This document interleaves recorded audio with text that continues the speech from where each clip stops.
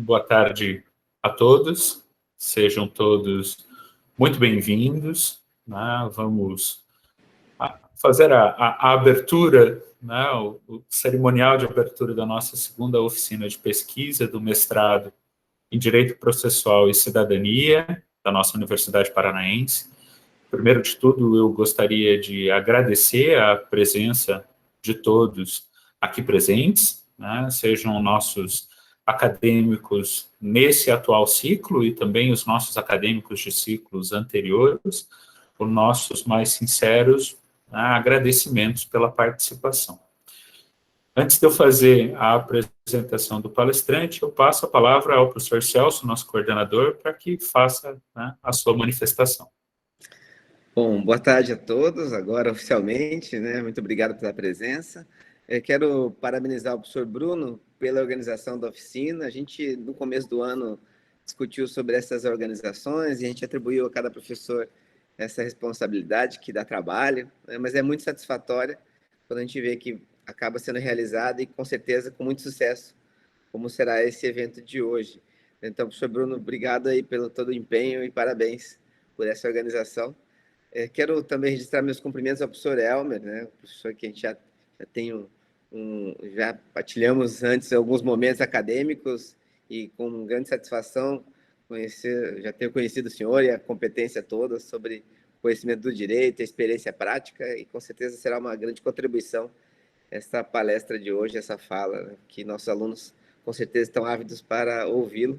E também agradecer a Fernanda, que aceitou fazer esse momento de debate, né, Fernanda? A Fernanda, como nossa egressa, espero todos vocês que possam retornar como egressos do programa, sempre aqui conosco, participando de eventos, seja debatendo, seja fazendo alguma palestra e até fazendo bancas, né? Que a gente já tem essa oportunidade também com nossos egressos do programa, que é uma grande felicidade poder sempre contar com a presença de vocês aqui.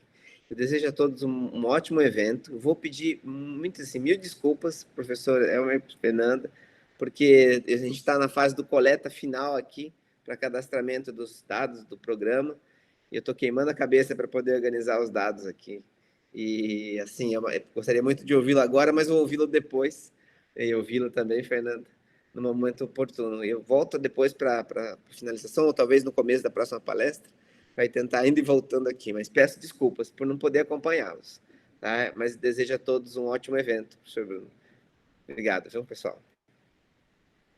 Obrigado, professor Celso, né? Então, eu vou passar a apresentação, né, da dupla, né, responsável pelo início dos nossos trabalhos na tarde de hoje, né? Primeiro, o professor Elmer da Silva Marques, né? Além de grande pesquisador na área do processo civil, né? Um grande amigo, a quem eu agradeço por todas as vezes em que pedi a sua ajuda, né? Ele nunca se esquivou, esteve sempre pronto a ajudar, né? O professor Elmer, que é doutor, né, em Relações Sociais pela Universidade Federal do Paraná, e que tem o seu trabalho, né, propriamente na discussão com relação aos precedentes. E leciona aqui em Francisco Beltrão, onde me encontro hoje, a minha, né, terrinha, né, na nossa Universidade Estadual do Oeste do Paraná. Professor Elmer, meu muito obrigado. E antes de lhe passar a palavra, eu vou também apresentar a Fernanda, né, que é nossa egressa, né, Fernanda Maria Potronieri, que, além de egressa, foi minha orientanda, né, sofreu um cadinho na minha mão, né, e hoje, né, para nosso muito orgulho, né, também nossa colega, né, professora da Unipar, né, e que está aí trilhando os caminhos, né, e mais um pouco, quem sabe, né, continuando os estudos, né, porque é papel do professor ficar pegando no pé, né. Então, eu sempre vou manter essa minha particularidade de continuar puxando o pezinho de vocês. Meu muito obrigado também a você, Fernanda, pela gentileza de participar, né, e de ter aceitado o convite do seu orientador, né. Muito obrigado, gente, e podem ficar à vontade. Professor Elmer, pode usar o tempo que lhe convier para fazer a sua apresentação. A Fernanda, como nossa debatedora, né, está... a responsabilidade né, de organizar as perguntas. Então, os acadêmicos que quiserem podem ir mandando as perguntas pelo chat, podem ir escrevendo elas ali. Não precisa se preocupar, o professor Elmer pode fazer a sua fala inteira e, ao final, né, a Fernanda lhe passa, né, as perguntas, não precisa se preocupar com elas no correr da sua fala. Perfeito? Então, pode ficar à vontade, meu amigo. A casa é sua.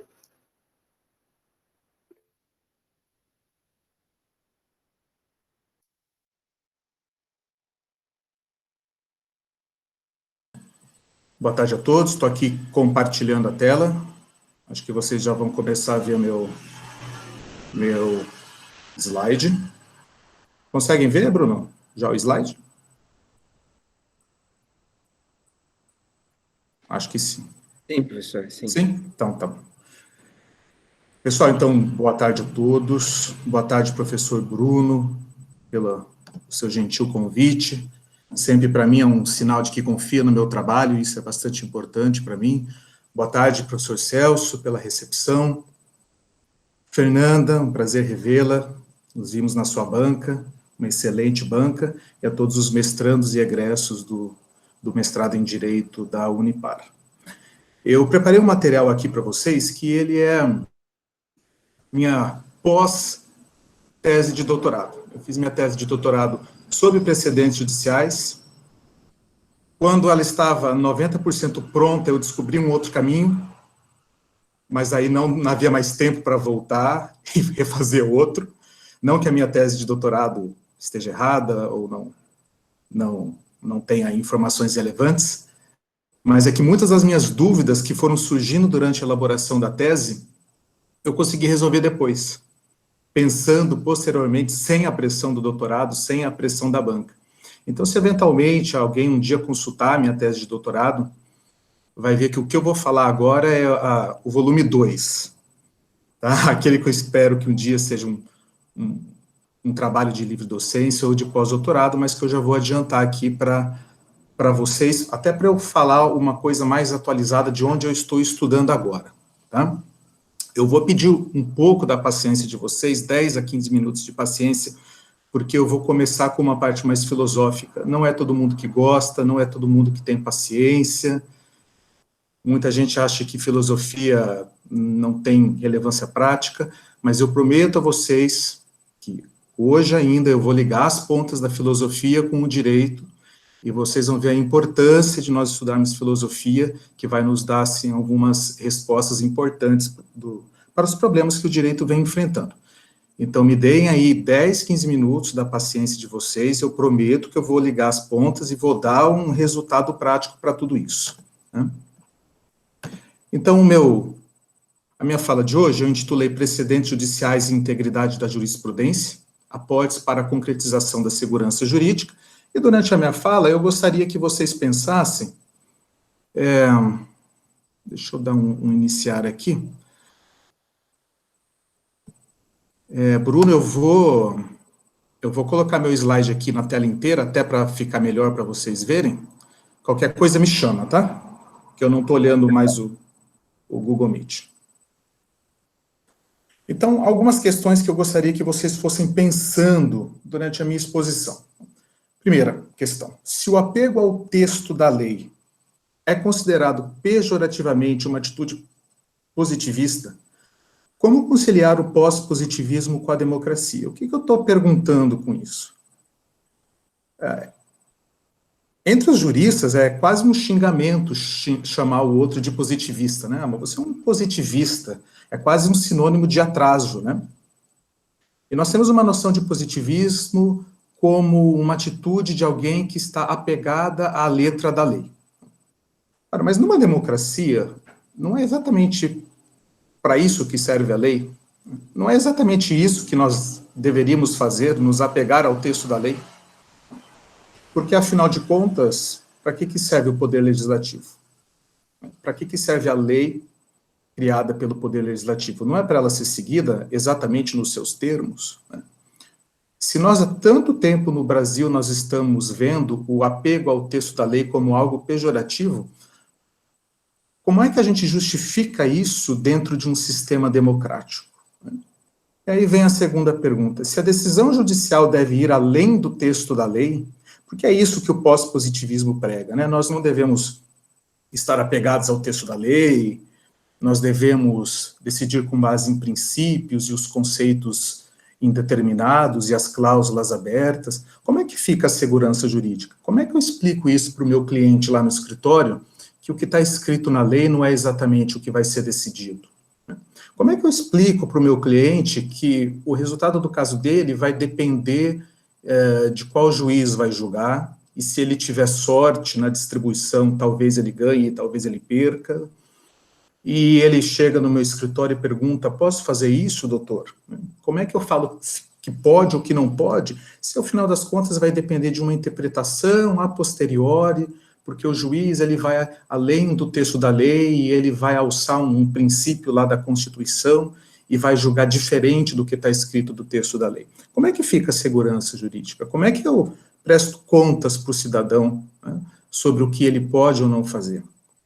E aí já vem a terceira pergunta. Eu consigo controlar a interpretação? Né?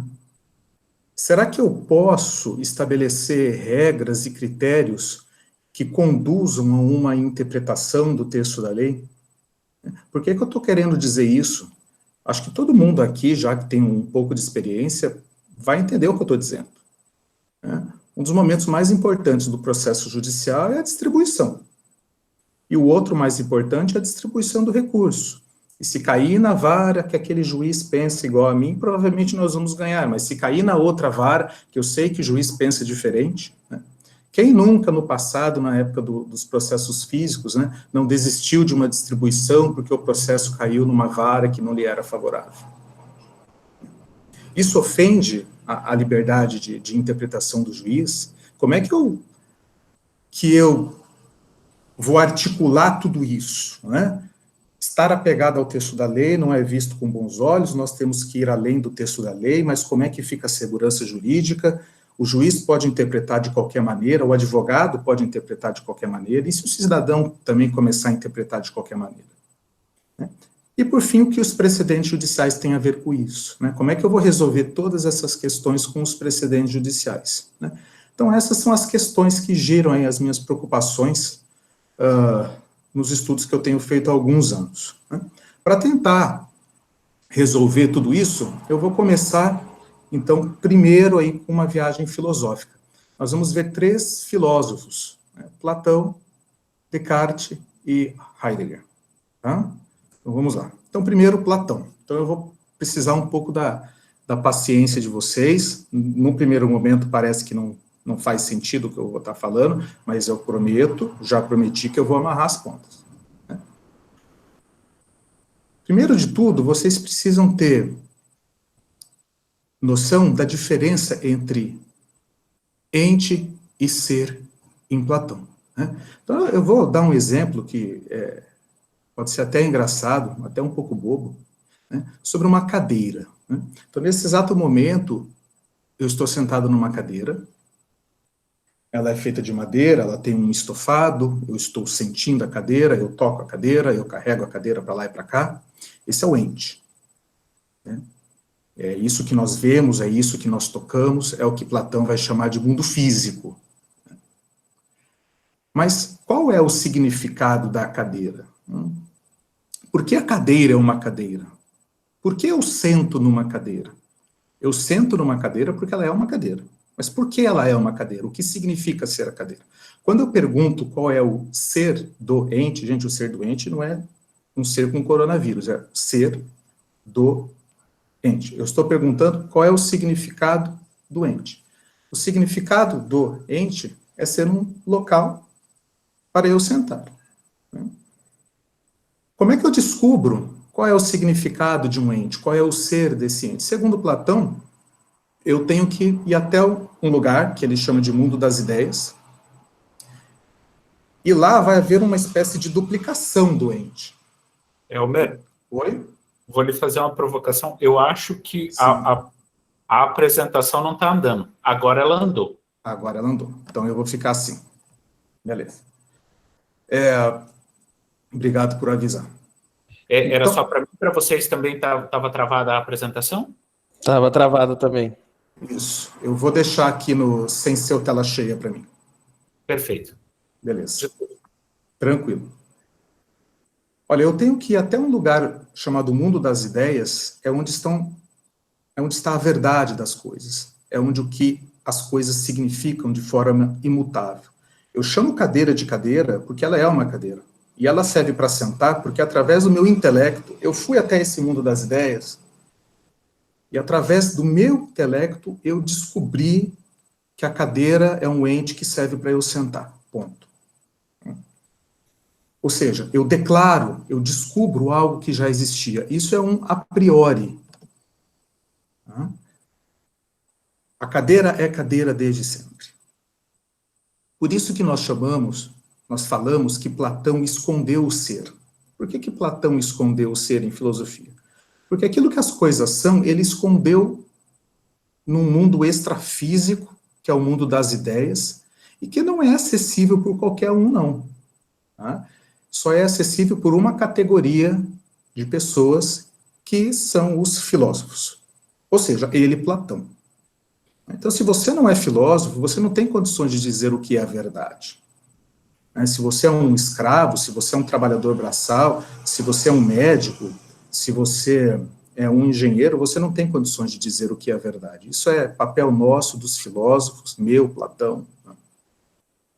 Veja que, na epistemologia platônica, há uma preponderância do objeto sobre o sujeito que conhece o objeto.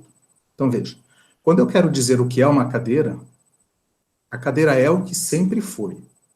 Eu vou usar minha cabeça, vou lá no mundo das ideias, eu vou descobrir o que a cadeira sempre foi antes de mim, e eu vou declarar para as pessoas que a cadeira é um ente cujo significado é que ela serve para sentar. Eu não crio nada, eu apenas declaro. Tá? Muito importante essa informação. Então, para Platão, quando nós conhecemos alguma coisa, nós declaramos o que essa coisa é. O que a cadeira é não depende de mim. Não sou eu que digo o que a coisa é. Eu vou no mundo das ideias, descubro o que é e eu declaro para as pessoas. A cadeira é um ente cujo significado é que ela serve para ser sentada. Tá? Prometo que isso vai fazer sentido em poucos minutos. Essa é a primeira grande corrente epistemológica. Né? A epistemologia procura nos dizer como é que eu sei o que é uma coisa. Né? Como é que eu defino critérios para saber se uma coisa é verdade ou não. Né? Então, para Platão é muito simples. Use sua cabeça, vá no mundo das ideias, descubra o que as coisas são e declare o que elas são. Aí nós vamos dar um pulo muito grande para a segunda grande corrente epistemológica. Mudou o slide? Descartes?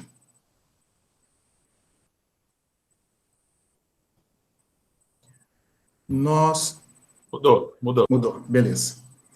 Bom, Descartes tem um livro chamado O Discurso do Método, e esse livro, ele cria a segunda grande escola epistemológica da filosofia ocidental. Ele é um contraponto a Platão. O discurso do método de Descartes começa com uma frase que todos conhecem: penso, logo existo. Por que essa frase é tão famosa? Porque essa frase fere de morte a epistemologia platônica. Vejam bem qual é a ordem das palavras nessa frase tão famosa. Penso, logo existo. Então, primeiro a pessoa pensa, depois as coisas existem. Com essa frase, Descartes funda a filosofia da consciência. O que Descartes está dizendo é o seguinte: olha, gente, não tem nada de mundo das ideias. Platão era um louco. Onde que é esse mundo das ideias que a gente viaja com a nossa cabeça num espaço extrafísico para declarar o que as coisas sempre foram a priori? Não existe isso. O que as coisas são, na verdade, é a criação da nossa cabeça. A cadeira serve para sentar porque fomos nós, seres humanos, que criamos a cadeira e a gente resolveu sentar nela. Aí, se eu resolver fazê-la minha cama, ela passa a ser a minha cama.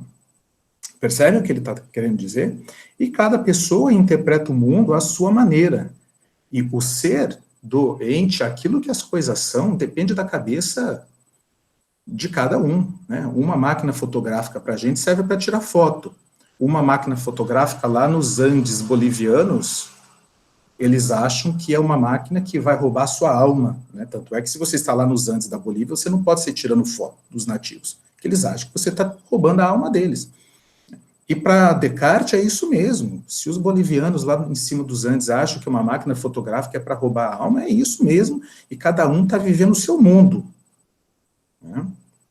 Vejam que Descartes faz uma mudança de 360 graus em Platão. Né? Em Descartes, nós temos a preponderância do sujeito. O sujeito diz o que as coisas são. Né? As coisas não têm uma natureza intrínseca. A cadeira não tem uma natureza de cadeira. A cadeira é aquilo que eu digo que ela é. E se tiver um vizinho louco aqui meu do lado, achando que ele tem que cozinhar em cima da cadeira, ele vai cozinhar. Estou dando uns exemplos assim bem estranhos, mas para ficar bastante claro. Descartes funda o que nós chamamos de filosofia da consciência. E isso há um desdobramento, que é o chamado sujeito assujeitador. O que é o sujeito assujeitador? Sujeito assujeitador é aquele que cria o significado das coisas na sua cabeça, as coisas são o que ele pensa que é, e ele sai impondo o seu pensamento para todo mundo. Né? Então, eu vou dar um exemplo aqui da minha família, só para a gente ter um momento mais cômico, né? Num almoço de Natal na casa da minha mãe, começamos a conversar sobre viagem, e a minha tia disse que ela iria em fevereiro para Gramados, Gramados com S no final. E aí eu disse, mas é que é Gramado, né, o nome da cidade, né? Não é Gramados. E ela, não, é Gramados, Elmer. E eu disse, não, é Gramado sem o S. E começou uma discussão que não ia chegar a lugar nenhum, né? Porque eu já fui lá e eu sei que é, e eu falei, não, mas não é. Nessa discussão toda, pouco importa qual é a verdade. Né? Não havia um interesse aí em descobrir se realmente a cidade se chamava Gramados ou Gramado. Não houve uma preocupação em procurar na internet, no mapa, qual era o nome correto da cidade. Né? Esse é só um exemplo, um pouco cômico, do que é o sujeito assujeitador. Ele passa a dizer o que as coisas do mundo é, e ele passa a sujeitar as demais pessoas para que o mundo seja de acordo com o que ela diz que é. Percebe? Vamos mandar isso um pouco para o direito, para a gente ver como é que Platão e como é que Descartes é importante para o direito, como é que isso tem importância para o direito, e aí agora as coisas vão começar a fazer um pouco de sentido para vocês. Então, vamos lá, Napoleão. Né? Revolução Francesa, né? Aqui está a origem mais próxima do nosso civil law, do nosso direito brasileiro. A Revolução Francesa é uma revolução de uma classe social, né, da burguesia revolucionária. Ela derruba o rei, ela assume o legislativo, mas ela não consegue derrubar um dos poderes, que é o judiciário. O judiciário, a burguesia revolucionária não conseguiu controlar.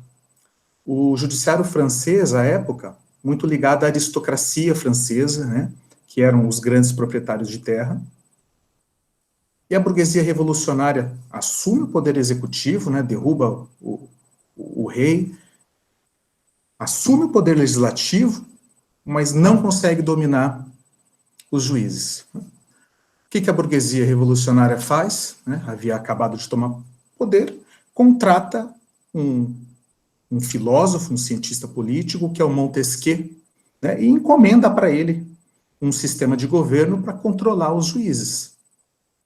Qual foi a forma encontrada para controlar os juízes? Né? Olha, vamos criar os códigos, né? Um texto de lei com pretensão de regular absolutamente todas as facetas da vida, leis imensas, o Código Prussiano chegou a ter mais de 16 mil artigos, vamos regular todas as facetas da vida. E o juiz vai ter que fazer o quê? Ele vai ler a lei e ele vai declarar o que está na lei. O juiz não vai poder criar absolutamente nada. E aí vem uma famosa frase que nós já conhecemos, né? Que está lá no Espírito das Leis do Montesquieu, o juiz boca da lei, né? Quando o juiz abre a boca, quem fala por ele é o legislador. Isso tinha um fundo político, né? Então, a burguesia controlava o legislativo e não controlava o judiciário. Então, vamos controlar o judiciário via legislativo.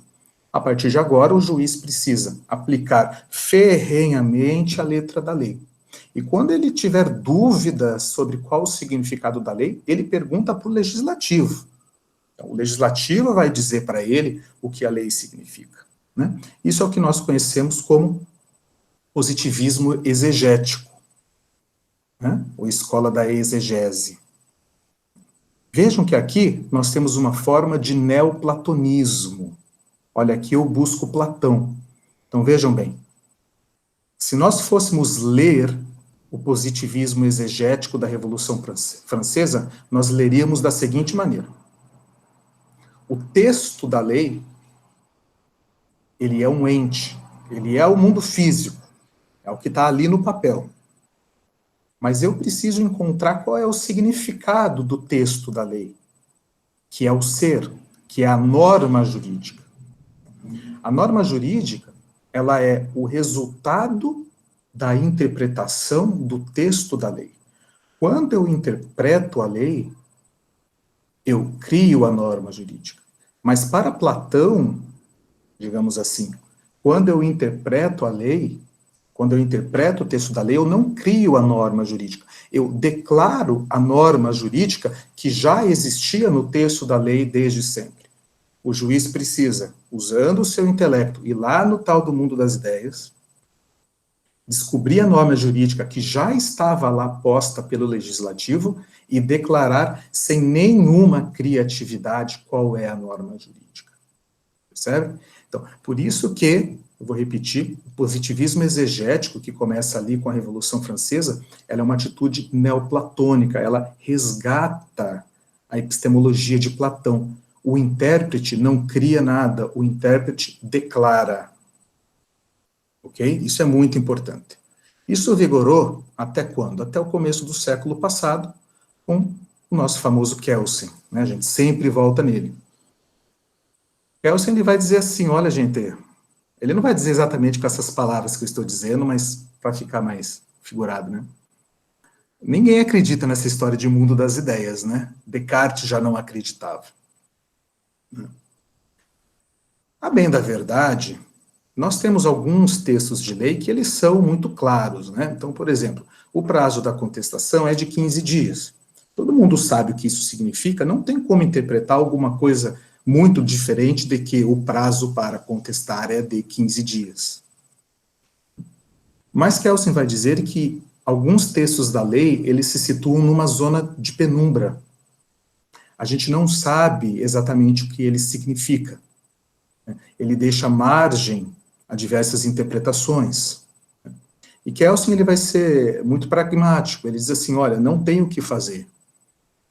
Nesses casos de zona de penumbra, quando o texto da lei permite mais de uma interpretação, o que acontece aqui é uma discricionariedade hermenêutica. O juiz vai decidir da maneira que ele quer. Ponto. Aqui começa o positivismo normativista. Então, o positivismo normativista, ele põe de lado o positivismo exegético, e ele diz, olha, não tem nada de exegese, não tem norma jurídica nenhuma escondida no texto da lei, o juiz decide do jeito que ele quer, e não tem como controlar isso. A hermenêutica, ela é criativa, ela não é declaratória. Não sei se vocês já perceberam, mas Kelsen está amplamente influenciado pela filosofia da consciência do Descartes. Então, vejam, Platão influencia o positivismo exegético lá da Revolução Francesa, né? O juiz declara a norma jurídica, o juiz deve extrair a norma jurídica do texto da lei, não há margem para criatividade, o juiz é a boca da lei, quando o juiz fala, é o legislador que fala por ele.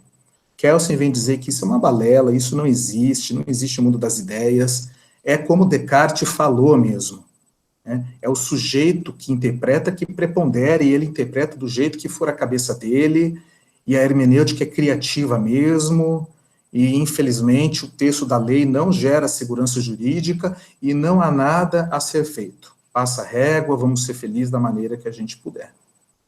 Né? Vocês estão se reconhecendo nesse mundo, né? Provavelmente, né? Interpreta do jeito que quiser, não é assim? Não há o que a gente possa fazer, a gente grita, esperneia, faz recurso, e não há o que ser feito. Né? Bom, mas nós não vamos nos contentar com Kelsen. Né? Nós não acreditamos que a interpretação não possa ser controlada. Né? Afinal de contas, se a interpretação não pode ser controlada, eu posso agir da maneira que eu quiser em sociedade. O que eu fizer pode ser interpretado de qualquer maneira pelo judiciário posteriormente. Eu não tenho segurança jurídica nenhuma. O que Kelsen faz é ferir de morte a segurança jurídica. Não há como controlar a interpretação. Se entreguem para a vida e sejam felizes. Será que não há mesmo? Nós vimos duas correntes epistemológicas até agora. Platão, que influenciou o positivismo exegético, e Descartes, a filosofia da consciência cartesiana, que influenciou o positivismo normativista, que é onde nós vivemos hoje no Brasil. O direito brasileiro hoje, ele é imerso, imbuído do positivismo normativista kelseniano, né, que é filosoficamente informado pela filosofia da consciência de Descartes. Sabe qual é o problema do Brasil? Surgiu na Europa uma terceira corrente epistemológica, que supera Platão e supera Descartes ao mesmo tempo, mas essa corrente filosófica não chegou no Brasil. Chegou nos últimos anos, mas ela é do começo do século passado. Houve um limbo, provavelmente por causa das duas grandes guerras mundiais, e nós paramos de ler a filosofia, provavelmente em Schopenhauer. De lá para cá, o direito brasileiro não se inteirou dessa terceira corrente epistemológica, que é a filosofia da linguagem, e é ela que vai, segundo a minha concepção, nos dar uma resposta adequada para todo esse problema que nós estamos enfrentando. Vamos lá, a filosofia da consciência começa realmente com Wittgenstein, né? E ele vai nos dar um exemplo muito interessante. Ele diz assim, olha, Bruno, me dá um feedback, tá ok? Você acha que o pessoal tá inteirado? Sim, tá funcionando. Tudo tranquilo. Ok. Tranquilo. Então, Wittgenstein vai dar um exemplo assim, olha, como é que as crianças aprendem a jogar cricket? Cricket é um esporte muito famoso na Inglaterra, né? Nós temos uma variante do cricket no Brasil, que é a famosa bets, né, aqui no norte do Paraná. E ele está observando as crianças jogando cricket e ele se pergunta assim, como é que as crianças aprenderam a jogar cricket? Será que elas foram lá no mundo das ideias, do Platão, descobrir qual é o ser das regras do cricket e declararam, né? Porque para Platão, não sei se vocês lembram, né? Toda a verdade do mundo já está na nossa consciência. A gente adquiriu de vidas passadas, quando a gente vivia no mundo das ideias. Já está tudo dentro da gente. A gente só tem que usar a cabeça, ir lá pegar e descobrir. Né? Será que foi isso que as crianças fizeram com as normas do cricket? Ou será que cada uma criou a sua regra de acordo com a sua cabeça cartesiana? Não, as regras do cricket é de acordo com o que eu invento. Tem criança que é assim, né? E adulto também, né? Quando cada criança resolve mudar as regras do jogo, aí dá briga, não é assim? Aí Wittgenstein pensa assim, olha, elas aprenderam no jogo jogado mesmo, né? Se fosse aqui no nosso Brasil, pega a bola, joga no campinho, joga as crianças lá, e elas vão aprendendo ali durante o jogo, não é assim? Quando elas fazem uma coisa errada, vem o coleguinha, não pode passar daquela linha, se você fizer falta aqui é pênalti, não é assim que a gente aprende? Há um compartilhamento de regras entre as crianças. E elas aprendem a jogar futebol, ou cricket, ou basquete, ou vôlei. É assim que a gente aprende. Só que quando uma criança resolve, de acordo com a filosofia da consciência cartesiana, dizer quais são as regras de acordo com a cabeça dela, e é claro, de acordo com os interesses dela, aí o jogo já não funciona mais. 2 minutos depois da briga, o jogo acaba. Ele diz assim, por que que a linguagem funciona? Por que que eu consigo me comunicar? Eu consigo me comunicar porque o significado das coisas não é nem encontrado lá no mundo das ideias do Platão, que não existe, né? Porque ninguém acredita nesse mundo das ideias do Platão, né? E nem é resultado da minha cabeça louca, comprometida com meus interesses. Há um acordo linguístico entre as pessoas que falam a mesma língua. Então, quando eu falo assim, eu quero um copo d'água, a outra pessoa compartilha comigo o que significa um copo d'água. Percebem? Porque se não for assim, eu não consigo me comunicar com as pessoas. Se as palavras não tiverem um sentido compartilhado, eu não consigo me comunicar com ninguém. Ninguém vai me entender e eu não vou entender as outras pessoas. Wittgenstein diz o quê? Nós vivemos numa comunidade linguística. Nessa comunidade linguística, nós somos signatários de acordos linguísticos que nós compartilhamos o mesmo significado das coisas. E como é que a gente faz esse acordo? A gente vai lá no cartório assinar esse acordo? Não, a gente aprende isso no jogo jogado da vida. A gente é jogado no mundo e a gente vai interagindo com as pessoas e a gente aprende o que as coisas significam. A partir do momento que eu começo, pela minha cabeça, a mudar o que as coisas significam, de acordo com os meus interesses, a linguagem deixa de ter a função de comunicação. Eu não consigo mais me comunicar com as outras pessoas, porque nós não compartilhamos mais o mesmo sentido das coisas. Eu vou dar um exemplo, né?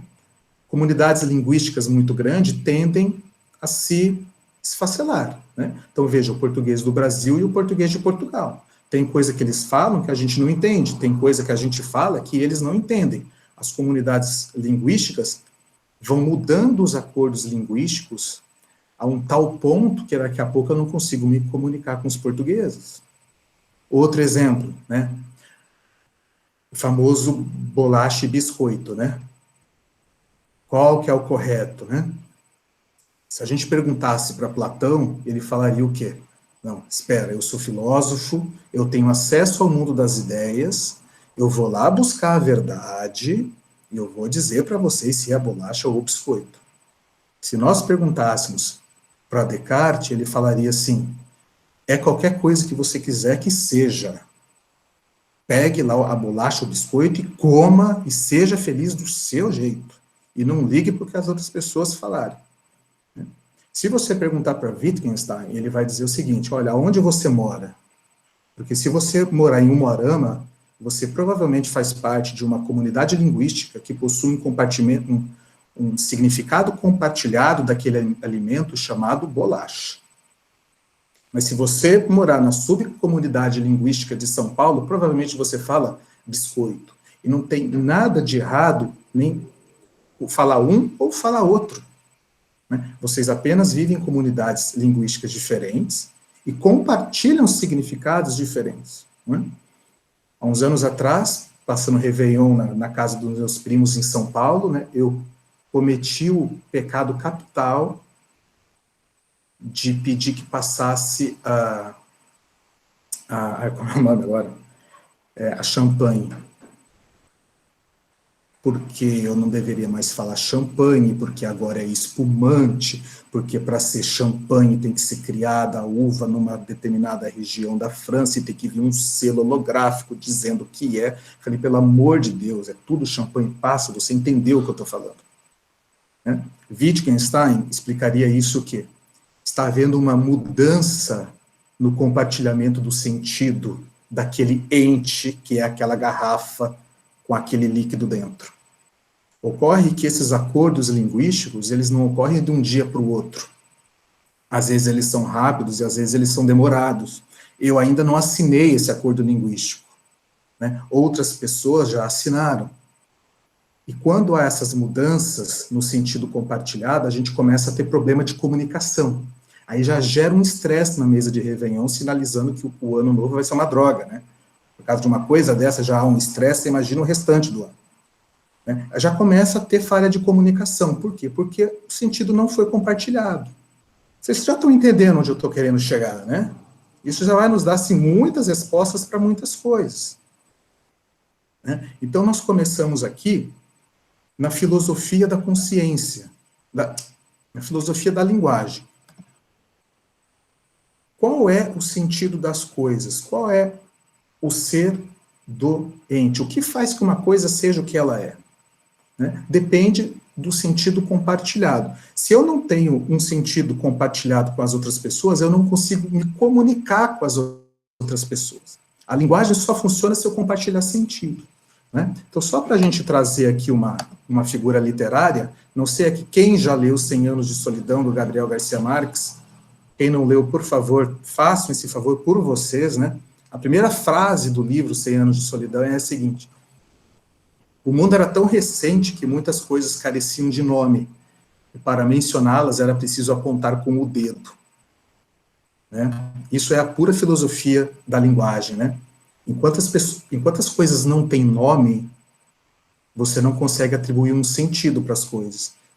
Enquanto as coisas não têm sentido, você não consegue se comunicar. Você faz o quê? Aponta o dedo. Né? Como quando a gente está no exterior e não sabe a língua do local, a gente pega o menu, a gente tenta fazer assim, se comunica, faz mímica, né? A gente não tem sentido compartilhado das coisas. Né? E aí a gente já vai começar a dar a encaminhar assim, alguns resultados para aquelas perguntas no começo. E eu vou usar aqui o exemplo sempre citado do Vará, né? Argentino radicado em Florianópolis, mas que infelizmente já faleceu. Então ele dá um exemplo, eu não sei se todos já conhecem, de uma placa, onde as pessoas estão andando numa praia, e eles encontram uma placa escrito assim: é proibido usar biquíni. É proibido usar biquíni? É um texto, né? Portanto, é um ente. Por ser um texto, por ser um ente, por ser uma coisa física, eu preciso interpretar. Ao interpretar esse texto, eu vou criar uma norma a ser seguida, que é o seu ser, é o seu significado. A norma jurídica é o ser do texto de lei. As pessoas estão andando na praia, encontram essa placa. O que isso significa? É proibido usar biquíni? É para todo mundo ficar pelado na praia? Ou é para colocar roupa por cima? Percebe? Olha, o que o positivismo, e aí vem a grande questão, vai fazer? Vocês lembram, talvez no primeiro ou no segundo ano da faculdade de vocês, que a gente aprende assim: silogismo, premissa maior, o texto da lei, premissa menor, os fatos. E a gente, enquanto estudantes, a gente fica assim: nossa, mas por que o texto da lei é a premissa maior, né? Assim, e aí a gente vai fazer a petição inicial. Causa de pedir próximo, o texto da lei. Causa de pedir remota, os fatos. E você fala, mas a causa de pedir remota são os fatos, mas a gente começa com os fatos na petição inicial. Como é que ela pode ser a remota se ela vem primeiro? Né? Isso é por causa da estrutura do silogismo positivista. Então vejam bem, qual é o guarda-chuvinha lá do silogismo? Premissa maior, o texto da lei. Premissa menor, os fatos. O que isso significa? Que o positivista, ele pega o texto da lei e ele interpreta. É proibido usar biquíni. Bom, eu na minha cabeça, eu vou interpretar assim: é proibido usar biquíni, é para colocar a roupa por cima. Tudo bem? É para colocar muita roupa por cima. Aí eu pego os fatos e encaixo nessa norma jurídica que eu acabei de criar. Só que essa placa estava na entrada de uma praia de nudismo. Só que eu já interpretei que isso significa que é para colocar mais roupa. Então quer dizer que a pessoa vai colocar mais roupa para entrar na praia de nudismo? Ou o contrário, eu, enquanto positivista, peguei o texto da lei, causa de pedir próxima, porque eu interpreto primeiro, eu interpreto que é proibido usar biquíni, é para ficar nu, pego os fatos e encaixo, mas eu desconsidero que essa placa está na entrada de um restaurante à beira-mar. Aí eu mandei todo mundo entrar nu no restaurante. No final das contas, esse é o problema do positivismo, porque ele considera o texto da lei a premissa maior, a causa de pedir próxima. A gente interpreta o texto da lei desconectado dos fatos. E aí a gente pega os fatos e começa a pendurar no guarda-chuvinha da norma jurídica que a gente acabou de criar. E a gente desconsidera que a placa está ou na entrada da praia de nudismo, ou na entrada do restaurante à beira-mar. E o que a filosofia da linguagem vai dizer para a gente? O ser das coisas é sentido compartilhado no mundo. Logo, o sentido do texto da lei, a norma jurídica que eu extraio do texto da lei, depende do contexto do mundo. Eu não tenho como pegar a expressão é proibido usar biquíni e dizer o que isso significa. A premissa maior deveria ser o quê? Os fatos. Não é? Então, primeiro eu determino quais são os fatos. Elmer, o que significa essa placa é proibido usar biquíni? A primeira coisa que eu tenho que me perguntar é onde é que está essa placa? Então, é na entrada de uma praia de nudismo ou é na entrada de um restaurante? Ah, é na entrada de um restaurante. Logo, a partir desse contexto, a partir do nosso sentido compartilhado de mundo, onde as pessoas não ingressam nuas num restaurante, logo a norma jurídica somente pode ser coloque mais roupas. Você não pode entrar de biquíni. Se a placa estivesse num outro contexto de entrada de uma praia de nudismo, nós extraríamos uma norma jurídica totalmente diferente, e não haveria problema nenhum com isso. Essa é a grande questão que a filosofia da linguagem vem nos dizer. Olha, se for a filosofia, o positivismo exegético, todo texto de lei só pode ter um significado, aquele que eu vou lá no mundo das ideias, descubro e declaro. Se for o positivismo normativista, o juiz decide de acordo com o que ele quiser, cada caso ele decide do jeito que ele bem quiser, de acordo com a cabeça dele, realidade mandou notícia, né, para todo mundo, né? Mas a filosofia da linguagem vai dizer o quê? Não, você pega o caso, analisa o caso, interpreta o texto da lei a partir do contexto em que a norma jurídica que você criar deve ser aplicada. E aí nós vamos começar a resolver alguns problemas. Então, por exemplo, por que casos iguais são julgados de forma diferente? Por causa da filosofia da consciência. Se cada juiz pode decidir de acordo com o que ele pensa na cabeça dele, claramente que num país com milhares de juízes, cada cabeça é uma sentença, já diz aquele famoso ditado, que é totalmente cartesiano e positivista normativista, e claro que casos diferentes serão julgados de forma diferente. Agora, o contrário também é verdadeiro. Nós não podemos julgar casos diferentes de forma igual, porque é um problema espelhado. Se é errado julgar casos diferentes, aliás, casos iguais de forma diferente, também é errado julgar casos diferentes de forma igual, que é o que súmula faz. Que eu já vou falar de súmula para vocês. O que a filosofia da linguagem nos traz é assim.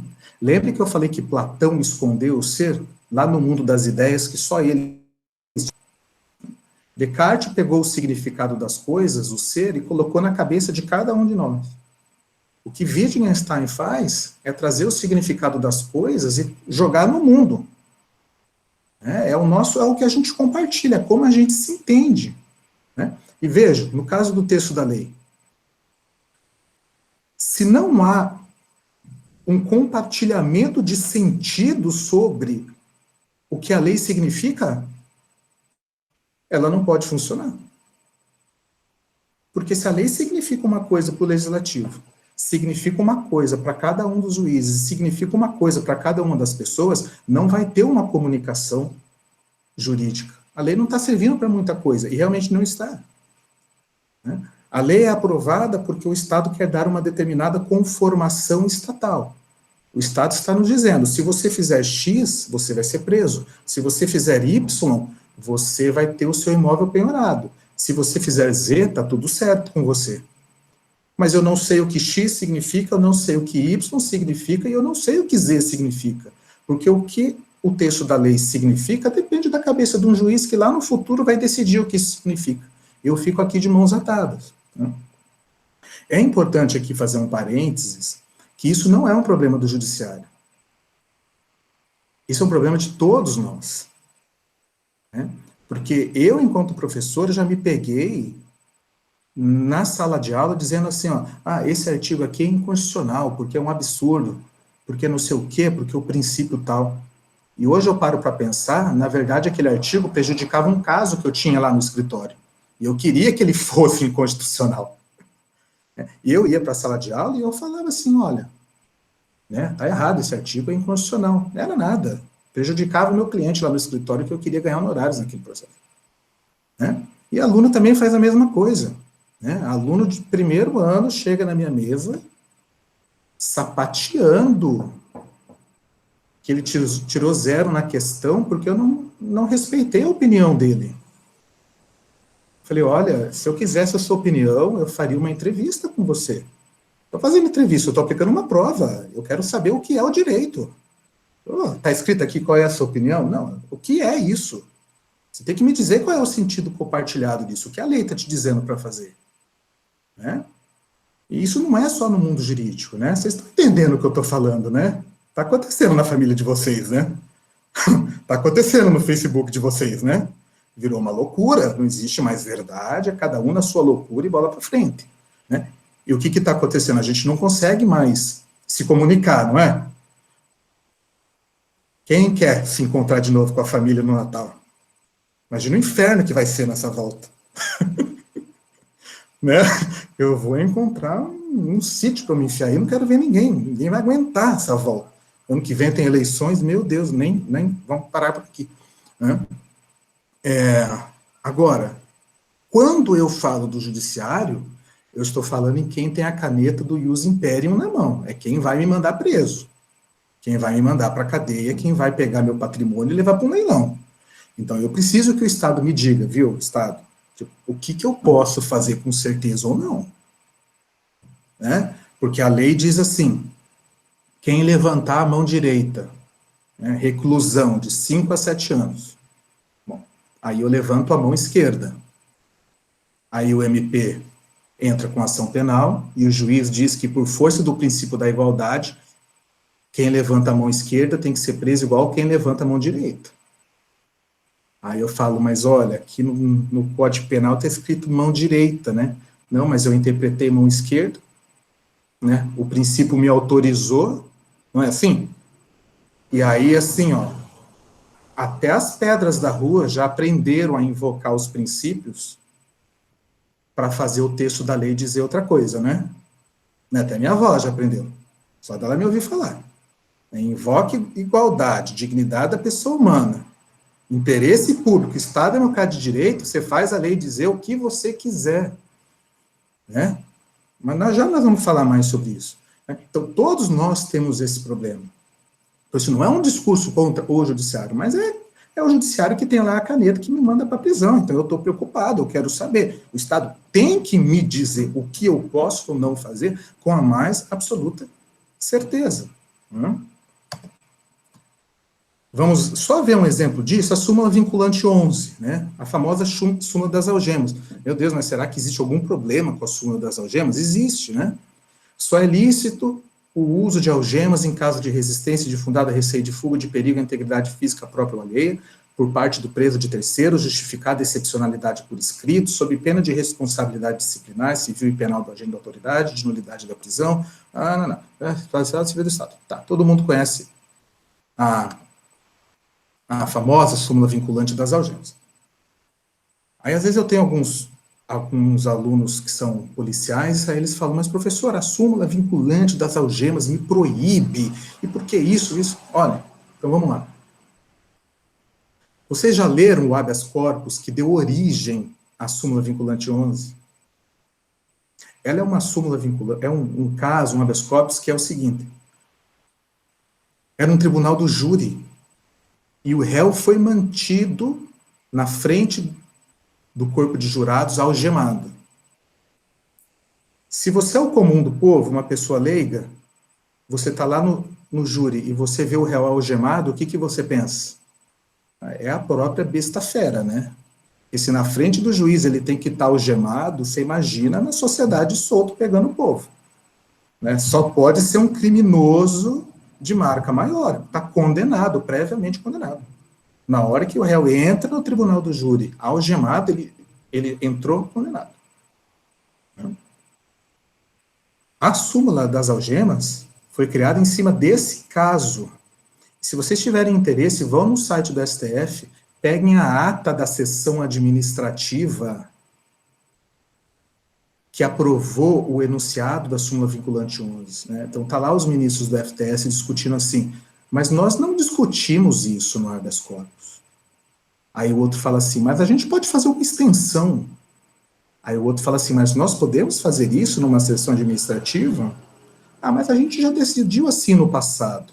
Ah, então vamos colocar também a responsabilidade civil do Estado. Aí o outro fala assim, mas nós não discutimos responsabilidade civil do Estado, era um habeas corpus. Né?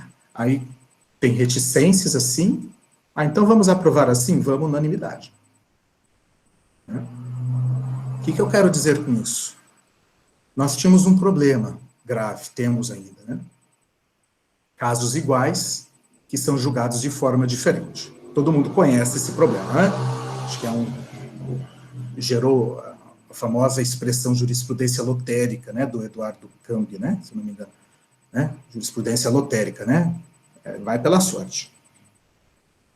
Aí nós começamos a criar alguns mecanismos de uniformização da jurisprudência, né?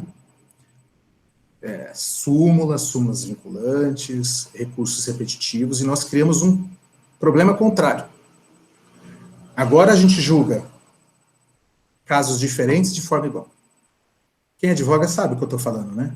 O que eu vou fazer o tribunal perceber que o meu caso não se enquadra naquele julgamento do repetitivo. Né? Porque hoje advogar é assim, tirar da pilha. Né? Como se existisse pilha física ainda, mas metaforicamente. Se você não tirar daquela pilha que vai ser julgado tudo igual, de acordo com o repetitivo ou com a súmula, você está perdido. Né?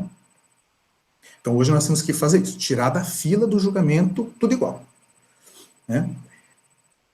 Nós criamos um problema invertido. Agora, os casos diferentes são julgados todos de forma igual. O que isso significa? Se chegasse no judiciário o caso da praia lá, é proibido usar biquíni, o STJ ia submeter o caso ao regime de recursos repetitivos, ia afetar um processo, e aí ele ia dizer que é proibido usar biquíni, significa colocar mais roupas por cima do biquíni, ele ia informar os tribunais de justiça do Estado, agora todo mundo é obrigado a colocar mais roupa por cima do biquíni, até na entrada da praia de nudismo, porque aplica-se lá a ementa do recurso repetitivo, sai copiando e sai colando. Não, mas esse caso aqui é uma praia de nudismo, copia e cola, copia e cola, copia e cola, mas é uma praia de nudismo, é Tambaba, lá em João Pessoa, olha como é que eu sei, copia e cola, assim, e vocês estão enfrentando isso, não estão? Eu estou mentindo, eu estou num mundo paralelo, né? Então, tentando resolver um problema, nós criamos outro problema, né? Que é tão grave quanto, né? Vou voltar com Gabriel Garcia Marques, 100 Anos de Solidão, tem um trecho que ele diz assim, era, pois, um caminho que não lhe interessava, porque só podia conduzir ao passado. Por que eu colei aqui essa passagem dos 100 Anos de Solidão, né? Porque está acontecendo com as súmulas, com os enunciados, com as ementas, com as teses lá do site do STJ, do STF, o mesmo fenômeno que aconteceu com a criação do texto da lei lá na Revolução Francesa. Então, lá na Revolução Francesa, aqui está a lei, né? A lei está posta, não há mais dúvidas, interprete apenas declarando a norma jurídica que já consta no texto da lei e sai julgando. Hoje, enunciado de súmula, enunciado de tese, ementa de resp repetitivo, nós estamos interpretando de acordo com o positivismo exegético. Nós voltamos à Revolução Francesa, ao positivismo exegético. O texto da lei está ali, que é o enunciado da súmula, da tese, da ementa, não interprete, copia e cola, tudo igual. A gente só mudou o nível. Se o positivismo exegético, neoplatônico, declaratório, que aplica tudo igual para todo mundo, era no nível da lei, agora nós transportamos isso para o nível da jurisprudência. Então, nós tratamos enunciados de súmulas, de teses, ementas, desconectados do caso concreto, a gente não sabe nem qual é o caso, não é assim? Que a gente vai lá no site do STJ, decora as teses para o concurso, para a OAB, na advocacia, o gabinete do juiz vai pegar lá a ementa do recurso repetitivo, e na ementa já tem até um item que é assim, tese firmada, 2 pontos, e tá lá, você copia e cola, e ninguém sabe qual é o caso que deu origem àquilo. Né? E a maneira da gente fugir disso é fazer o quê? Um resgate dos casos. Então, toda essa solução que nós estamos adotando com enunciado, súmula vinculante, teses, recurso repetitivo, está recriando o problema da lei. Só transportou o problema da lei para um novo nível. Né? A gente está recriando uma roda quadrada que a gente já sabe que não funciona. Bom, e aí vai chegar a parte dos precedentes. Primeiro eu quero dizer que nós não temos um sistema de precedentes no Brasil. Nós não estamos virando common law. Não há nada disso acontecendo. O que está acontecendo é o que eu acabei de narrar para vocês. Tá? Nós não estamos virando common law, nós estamos voltando à Revolução Francesa. Só transportando o positivismo exegético para o nível de súmula e jurisprudência. Tá? Qual que é a saída que os precedentes nos dão? Eles raciocinam a partir do caso concreto. E isso é que é interessante.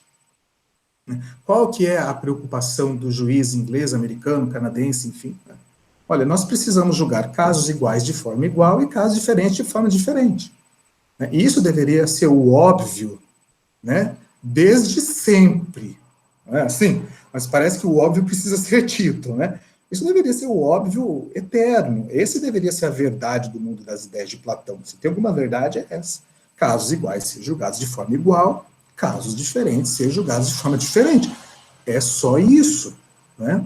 Por que o positivismo, né, nunca deu muito certo lá na Inglaterra? Porque eles começam pelos casos. A partir dos casos, eles dão uma interpretação diferente para a lei. Né? E aí cria os precedentes. Olha, chegou um caso aqui de uma moça que ela estava andando numa praia de Florianópolis e encontrou uma placa escrita proibido usar biquíni. Ah, onde é que estava essa placa? Na entrada do restaurante à beira-mar. Ah, então ela tem que colocar uma roupa. Então, precedente número 1. Né? Se a placa estiver na entrada de um restaurante à beira-mar, a norma jurídica é que é para colocar roupa. Olha, chegou um outro caso aqui. Né? A moça encontrou a mesma placa, mas estava na entrada da praia de nudismo. Ah, então a gente não pode aplicar aquele precedente, porque os casos são diferentes. Nós temos que fazer aqui uma distinção, o famoso distinguishing que eles dizem, a distinção. Se o caso é diferente, eu não posso aplicar aquela norma jurídica. Eu vou aplicar o mesmo texto de lei com uma interpretação diferente. Se a placa está na entrada da praia de nudismo, logo, as pessoas devem entrar nuas na praia de nudismo.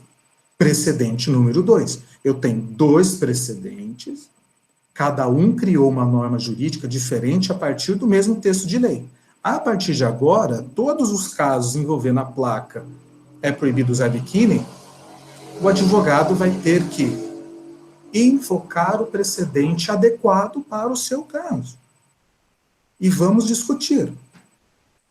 Qual caso é esse para invocar o precedente 1 e o precedente 2? O autor vai dizer que aplica o precedente 1, o réu vai dizer que se aplica o precedente 2, e é só isso. a gente transfere a discussão jurídica para o mundo dos casos, que é excelente, porque o que o texto da lei significa, a norma jurídica extraída do texto da lei, já foi discutida e já foi firmada. Agora a gente só tem que julgar casos iguais de forma igual e julgar casos diferentes de forma diferente, que deveria ser o básico, o óbvio para todo mundo. Não é? Concorda comigo? Né?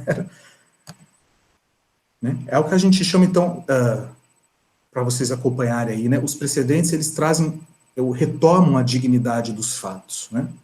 Já passou das 3 horas. Deixa eu acelerar, né? O direito inglês, ele tem uma alegoria chamada de Dog's Law. Né? Dog's Law é o direito do cachorro. Como é que você ensina seu cachorro a não entrar na cozinha? Você senta ele na cadeira e ensina? Não, Totó, aqui não. Não, o que você faz? Aqui em casa a gente dá um tapa bem dado e dá uns gritos, as protetoras dos animais piram, né?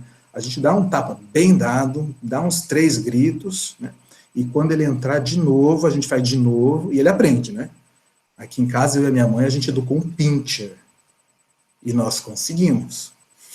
Então, vocês vejam, né?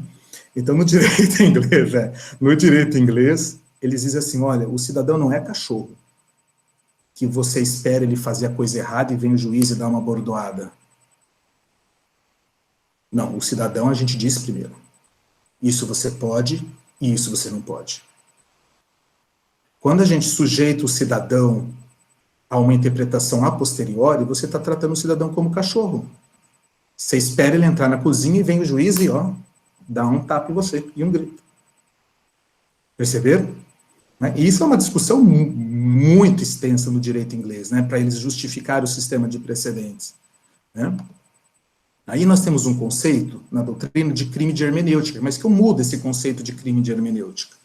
Crime de hermenêutica seria punir o juiz por uma decisão equivocada. Né? Eu acho que não. Quem está sofrendo e sendo vítima de crime de hermenêutica é o cidadão. Né? Eu que estou sendo preso devido a uma interpretação a posteriori. Eu que estou perdendo o meu patrimônio por uma coisa que eu nem sabia que eu podia ou não fazer, porque eu leio o texto da lei e eu não sei qual é o sentido compartilhado de tudo isso. Né? Uma das possibilidades de resolver isso é do Dworkin, que vocês já devem ter ouvido falar. Né? Ele tem uma teoria muito interessante que é da integridade. Olha, vamos construir um romance em cadeia, que ele chama. Aí, deixa eu ver se eu consigo ver o nome de vocês. Consigo. Professor Bruno, o senhor vai escrever o primeiro capítulo desse romance. Pode escolher o tema. E o professor Bruno resolve escrever um romance sobre basquete. O segundo capítulo, quem vai escrever é o Pedro. O que o Pedro vai fazer para escrever o segundo capítulo?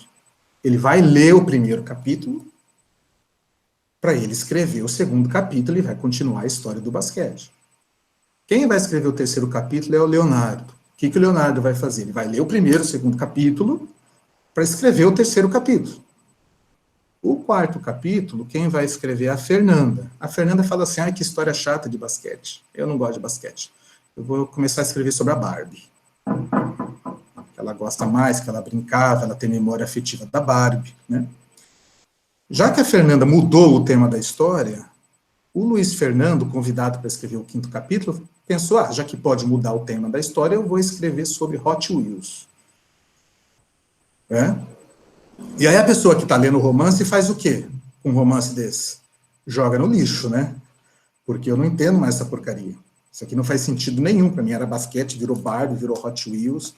Né? E os próximos escritores dos próximos capítulos se dão o mesmo direito. E Dworkin diz assim, olha, o direito é a mesma coisa. Se cada semana um juiz construir um capítulo diferente da mesma história, ninguém mais vai respeitar essa história. Porque sabe que na semana que vem vai vir outro juiz e construir um capítulo totalmente aleatório, que ninguém sabe o que é. E o que o cidadão faz? Abandona o direito. Sabe aquela história da lei não pega, que ninguém é punido, né? Claro, ele abandona o direito, é o que a gente faria também com esse romance maluco. E ele diz assim, olha, juiz, principalmente as cortes superiores, quando eles vão julgar um caso, eles precisam ler em que pé que a história está. né? Qual que é o momento da evolução do direito? Como é que a história vem sendo construída? Né? Como é que eu construo uma nova decisão que se encaixa nessa história, né? Que seja harmônica com as demais decisões? E por que ele fala isso? Porque o cidadão aqui embaixo, onde nós estamos aqui, nós temos que pensar assim, olha, o texto da lei é confuso, né? Tem duplo sentido. Mas eu consigo prever qual é o novo capítulo da história. Sabe o último capítulo de novela? Que a mocinha vai ficar com o mocinho e eles vão ter um casamento, e aparece ela grávida no último minuto, sabe essas coisas assim, que a gente já prevê o que vai ser, mais ou menos, né? Filme de super-herói, né? Que aparece lá o bandidão de outra galáxia que vai destruir o universo porque tem uma pedra que dá o poder infinito, né? E a gente fica lá afim, assistindo, e a gente sabe qual vai ser o final da história, né? Do Ork pensa que o direito deve ser assim também. A lei precisa ser interpretada, mas eu preciso prever qual é o final da história, né? Porque isso que é a segurança jurídica. Eu tenho que olhar para o texto da lei e, por mais dúbio que ele seja, eu tenho que conseguir prever o próximo capítulo, para eu conseguir agir em sociedade, porque eu não quero receber a punição, eu sou um cidadão honesto. Percebem? Isso que é a integridade do Ork, o romance em cadeia, né? Eu quero dar tempo aqui para vocês fazerem as perguntas. Então, já o último slide, gente, só para acabar com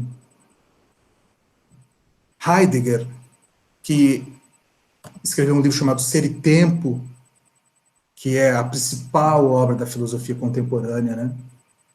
Ele que vai, em definitivo, superar toda a filosofia anterior a ele, né?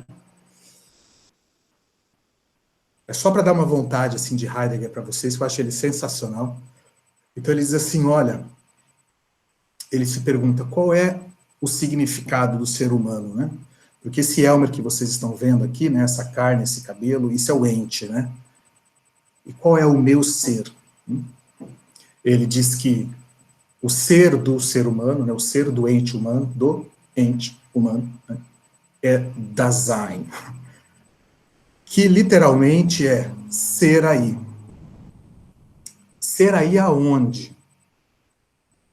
Esse aí onde a gente é não é um lugar físico. Vocês assistiram Caverna do Dragão? Todo mundo assistiu, né?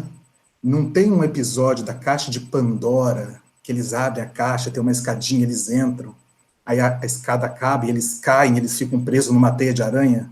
Vocês lembram desse episódio? Eu uso essa teia de aranha da Caixa de Pandora, lá da Caverna do Dragão, como uma alegoria, né?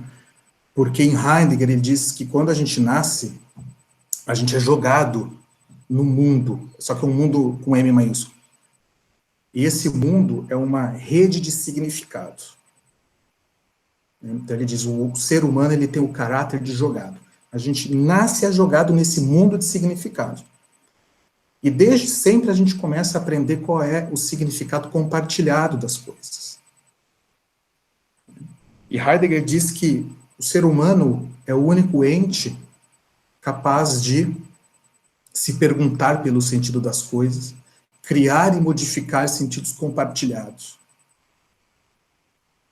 E o que é isso importante para a gente, né? Ele tem esse trecho de O Ser e Tempo, eu vou ler e depois eu volto para explicar. Quando em ser um com o outro cotidiano, nós nos deparamos com o tipo de coisa que é acessível para qualquer um, e sobre a qual qualquer um pode dizer qualquer coisa, rapidamente se torna impossível decidir o que é descerrado em uma compreensão genuína e o que não é. Explicando. Então, quando em ser um com o outro cotidiano, ou seja, nos nossos relacionamentos sociais, lá no processo, na relação jurídica processual, aquela relação do autor, do réu e do juiz, né, ser um com o outro cotidiano, nós nos deparamos com um tipo de coisa, o texto da lei, que é acessível para qualquer um, ou seja, que qualquer um pode dar o significado que quiser ao texto da lei, e sobre a qual qualquer um pode dizer qualquer coisa, ou seja, O advogado do autor dá o significado que ele quiser para o texto da lei, não tem compromisso nenhum com a verdade do texto da lei. O réu também dá o significado que ele quiser. O juiz também dá o significado que ele quiser, porque a coisa é acessível a qualquer um, e qualquer um pode dizer qualquer coisa sobre ela. Né? Realidade mandou lembrança de novo. Rapidamente se torna impossível decidir o que é descerrado, ou seja, é impossível decidir qual é a norma jurídica. É impossível dizer qual é a norma jurídica correta para o caso, em uma compreensão genuína e o que não é. Ou seja, é impossível dizer qual é a norma jurídica adequada para a questão, porque cada um está imbuído da filosofia da consciência cartesiana. Cada um está construindo o mundo de acordo com as suas convicções, com a sua história de vida, com os seus valores, com a sua moral privada.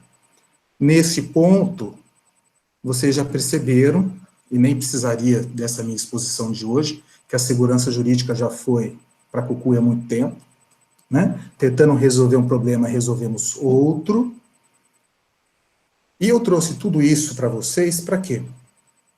Para dar essa notícia da filosofia da linguagem. Eu acredito que muitos de vocês já tiveram acesso. Quem trabalha muito com isso no Brasil é o professor Lênio Streck, o George Zabold, aquele pessoal da Unicinos, né? E o que eles estão dizendo isso, resgatando a filosofia da linguagem, olha, nós temos aqui um instrumento, que é a filosofia da linguagem, que nos dá uma solução. Né? Olha, não é dizer qualquer coisa sobre qualquer coisa. Não, a interpretação pode ser controlada. Nós temos o Estado tem um mínimo de responsabilidade para com o cidadão em fornecer segurança jurídica. Né? Então, não depende da sua opinião, não depende da sua interpretação. Claro que tem muita coisa para ser discutida, e o papel dos princípios, das cláusulas indeterminadas, mas isso a integridade do working razoavelmente dá conta. Eu vou parar de falar aqui, porque pelo que eu me lembro, o outro professor começa às 16, 15, 17, e eu prefiro responder algumas perguntas de vocês. Bruno, espero que tenha servido, tenha dado conta de alguma coisa, que o pessoal aí do mestrado utilize isso na vida prática deles com sucesso.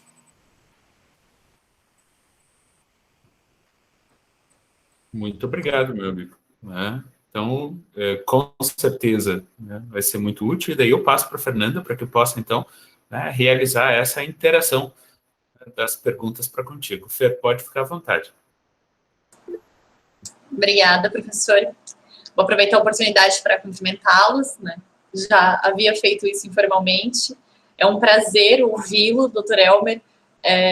Né, tive o prazer de conhecê-lo enquanto minha banca e trouxe assim, muitas contribuições para o direcionamento da minha pesquisa.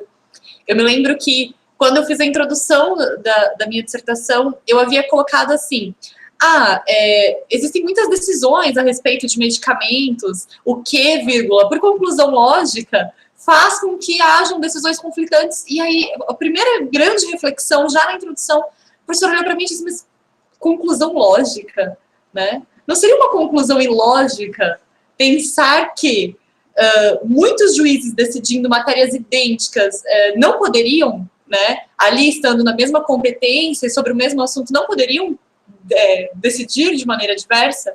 E isso me fez refletir muito, né? E o mesmo comentário que o doutor fez sobre a pesquisa do doutorado. Quando a gente conclui a pesquisa, você começa a analisar e fala, poxa vida. Então, esse insight eu tive na minha banca. Eu falei, realmente, não é uma conclusão lógica que a gente precise coletivizar ações para que elas tenham a mesma decisão se o grande problema ali está na interpretação. Né? E aí, casando até com o nosso primeiro dia de pesquisa, nós tivemos o assunto sobre a ação coletiva. Né? E quem seria esse juiz da ação coletiva? Enfim, só compartilhando... que é muito bom ouvi-lo, especialmente pela sua clareza, pela sua didática. Gostaria só de reforçar para quem ainda não deixou as perguntas no chat, ou conforme eu for lendo as perguntas que já existem, se alguém quiser deixar mais alguma pergunta, tá? Professor, o Claudinei, ele apresentou algumas perguntas, tá? Dentre elas, já que a gente está na tela aqui, né, do Heidegger, ele fez uma pergunta que não se vincula tanto ao tema de hoje, propriamente dito, mas que é sobre a filosofia de Heidegger, e aí fica a seu critério, se quiser responder nesse momento ou deixar para depois, porque ele pergunta se é possível filosofar com Heidegger após as confissões dos cadernos pretos e seus possíveis envolvimentos com o nazismo, né? Eu sei que não se vincula exatamente a essa resposta, ao seu tema, mas caso o professor queira fazer algum comentário sobre isso, senão a gente já pula para a próxima, porque as outras são direcionadas ao assunto. Sim, não é problema. Não há um possível envolvimento do Heidegger com o nazismo, né? Ele foi filiado ao Partido Nazista, né? Então, isso é um fato histórico e depois do término da Segunda Guerra Mundial, Jean-Paul Sartre foi à Alemanha falar com Heidegger e pedir que ele viesse a público se pedir desculpas, dizer que estava errado, e Heidegger não o fez, né? Talvez por isso Heidegger ficou tanto tempo sem ser lido no Brasil e na América Latina, né?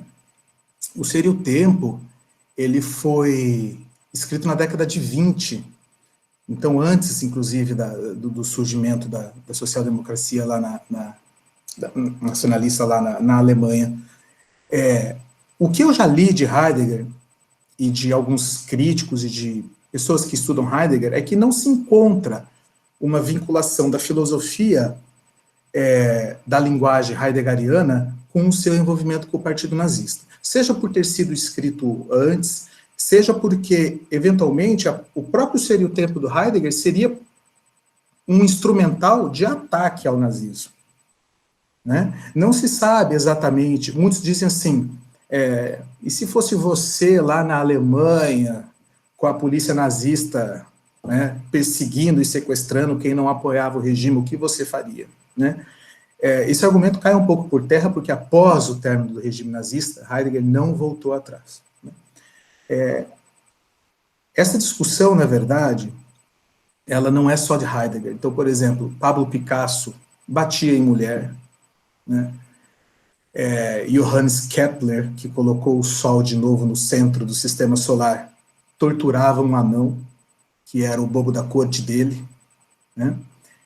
E grandes nomes da cultura e da filosofia e da literatura universal possuem problemas comportamentais dos mais graves, né? E aí é um dilema, né? Você abandona a obra dessas pessoas devido ao comportamento deles, ou você separa a obra, né, do criador, né? Recentemente nós tivemos um grupo de rádios do Canadá que vieram a público dizer que nunca mais vão tocar músicas do Michael Jackson, né? E há uma discussão sobre isso, né? Essa decisão é certa, é errada, né? Bom, mas a pergunta é totalmente pertinente. Existe isso, né? Heidegger foi filiado ao Partido Nazista. A filosofia da linguagem não começa com Heidegger. Inclusive, você pode pular Heidegger, se você quiser. Você pode se valer de Wittgenstein e você pode pular diretamente para Gadamer, em Verdade e Método. Não há problema nenhum. Mas existe, sim, essa discussão. Perfeito, obrigada. Eu vou passar a palavra agora ao Daniel, que está com a mão levantada, para que ele também possa fazer a pergunta dele. Eu acredito que o seu microfone esteja desabilitado. Agora liguei. Boa tarde, professor. Parabéns aí pela exposição. Eu tenho bastante interesse no assunto, né? Até o professor Bruno é meu orientador, e ele falou que eu poderia aproveitar desse palestrante, né? Mas a minha questão com relação aos precedentes, e eu tenho pensado, e não sei se estou certo ou não, é a questão da superação dos precedentes. Que eu acho assim, não sei se estou certo nessa análise. Se fixar um precedente, fixa-se um precedente, como que você vai seguir esse precedente é importante se discutir a questão fática envolvida no precedente, tal. Mas uma vez fixado, a gente pode criticar, a gente pode falar academicamente contra o precedente, mas a gente não pode deixar de segui-lo. A gente só pode deixar de segui-lo se ele for superado futuramente. O problema que eu vejo é que não há critérios, ou até são critérios tímidos ou muito abertos para a superação dos precedentes. Então você acaba aí que eu acho que é o problema da segurança jurídica. Você acaba num dia firmando um precedente, e eu não digo só daqueles precedentes vindo daqueles padrões decisórios, de ação de declaratória de inconstitucionalidade ou tese repetitiva, etc. Mas um precedente mesmo do Supremo, uma decisão que possa ser universalizável para outros casos, e no outro dia você vê uma outra turma seguindo uma outra orientação, sem qualquer tipo de distinguishing ou overruling ou coisa parecida. O senhor não acha, então, que o problema pode estar não na forma como a decisão é feita, você vai seguir Alexi, esses casos, não importa, mas mais na questão da superação dos precedentes, porque é ali que tem a força vinculante, os binding effects dos precedentes? Então, a questão da superação dos precedentes, ela é tormentosa até nos países do common law, né? Nem eles têm quais são os critérios de um momento adequado para superar um precedente, né? O que eu já vi decisões de estrangeiras dizendo assim, que quando um precedente está muito arraigado na sociedade, quando a sociedade já está inteira organizada em torno daquele precedente, é melhor não superar o precedente. Ainda que você reconheça que aquela não é a solução mais adequada.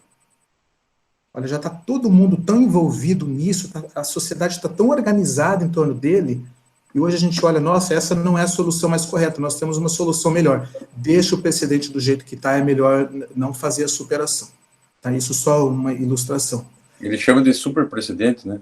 Isso, exatamente. Eles preferem não mexer, vamos deixar assim. Não há critérios, nem lá, muito menos aqui, mas mais importante que isso, eu penso que é determinar qual é um termo inicial para se aplicar o novo precedente. Então, eu vou dar um exemplo que acho que todo mundo conhece, né? Não é um exemplo tão novo, mas vocês vão lembrar de revisionais de contrato bancário, né? Década de 90, década de 2000, escritórios inteiros direcionados a revisional de contrato bancário, muita gente ganhando dinheiro, né? E capitalização de juros, e aquela enxurrada de ações. De repente, o STJ começa a virar, né? Começa a mudar todos os entendimentos, e a pergunta que se faz é: e todos aqueles advogados que entraram com aquelas ações firmadas em jurisprudência dominante e estável daquele tempo?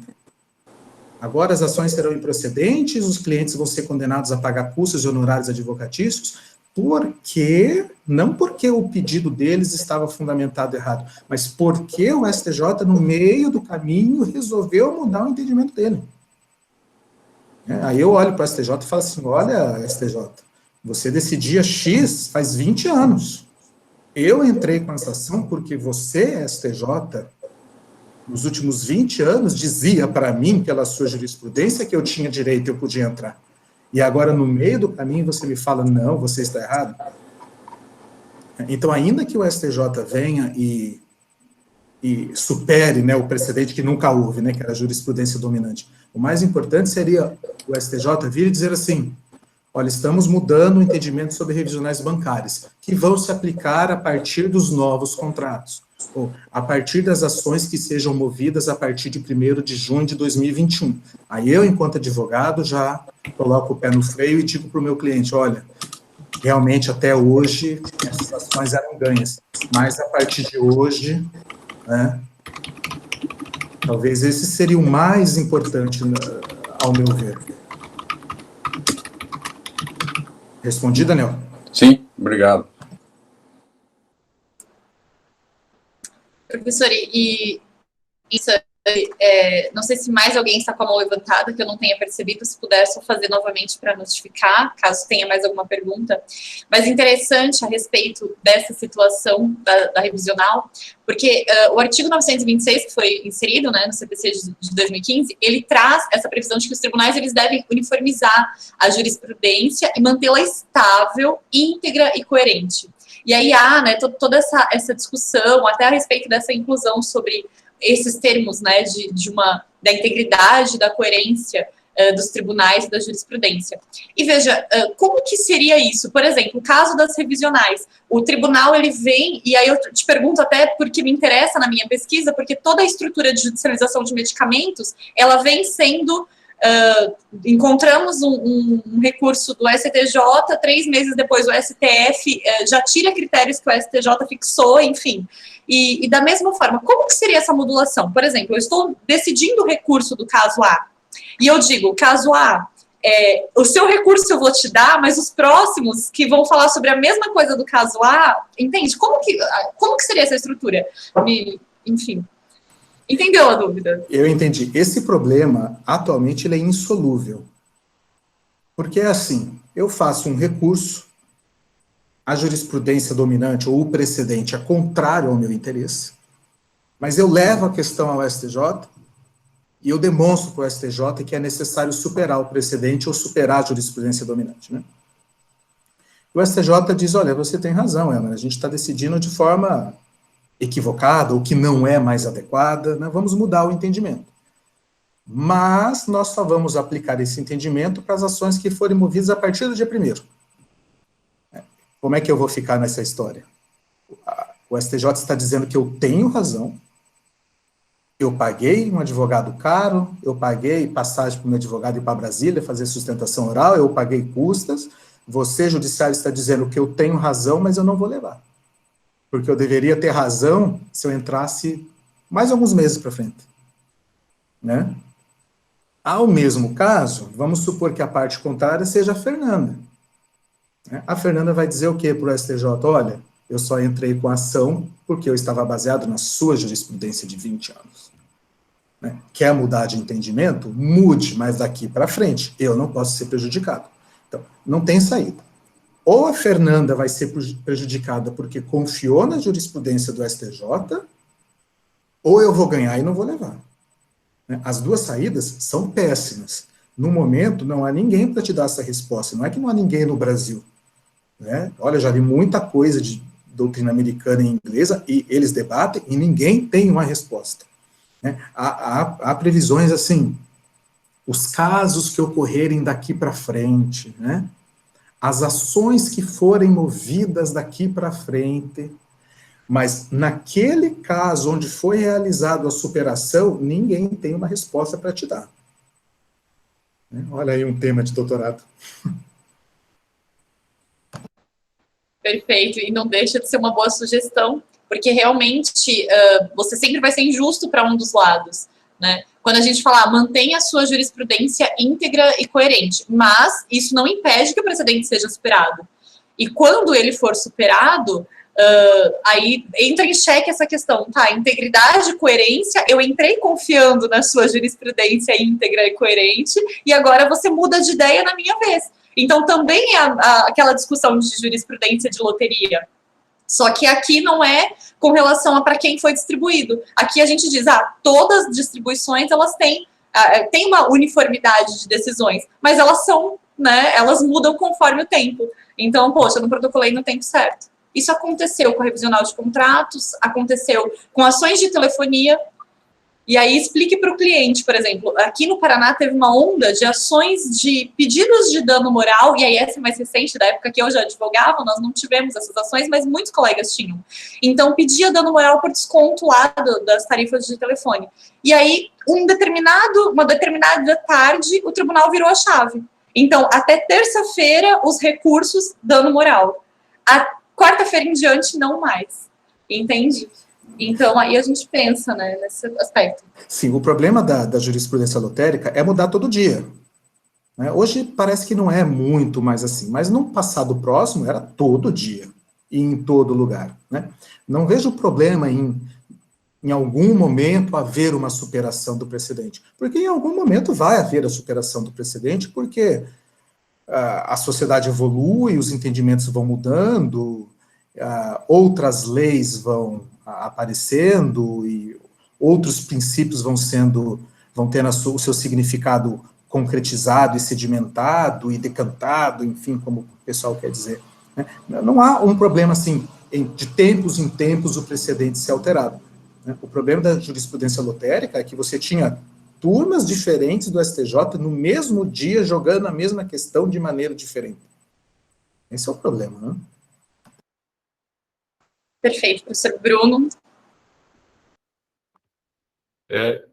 Elmer, até eu vou aproveitar, porque é uma situação meio bizarra, mas interessante, né? E a gente tem visto, e eu tenho acompanhado em razão de alguns dos processos do escritório, né, a propositura simultânea de múltiplos precedentes.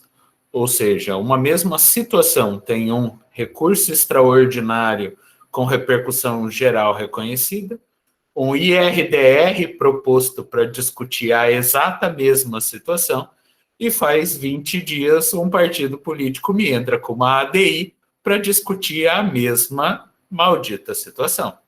O que acontece, né? 3 relatores diferentes, cada relator emitiu uma liminar, cada uma das liminares, adivinha? Dizendo coisas diferentes. Então, nós temos 3 precedentes de cunho obrigatório, em que a gente simplesmente não faz a mínima ideia de qual seguir, né? E essa situação também me parece, em alguns momentos, que a gente, enquanto cultura, vai precisar criar uma uniformização, ou pelo menos, com o passar do tempo, né, virar e falar, olha, é esse, né? Como você disse, o problema tem diminuído. Ele tem, no entanto, ele ainda não se resolveu, né? É que o que a gente chama de precedente, com autoridade, que a gente quer dizer, não é um precedente. A gente continua na mesma, né, trabalhando com jurisprudência e com várias decisões sobre o mesmo tema, né? Então, nós estamos falando precedente, mas nós não temos ainda nada parecido com um precedente.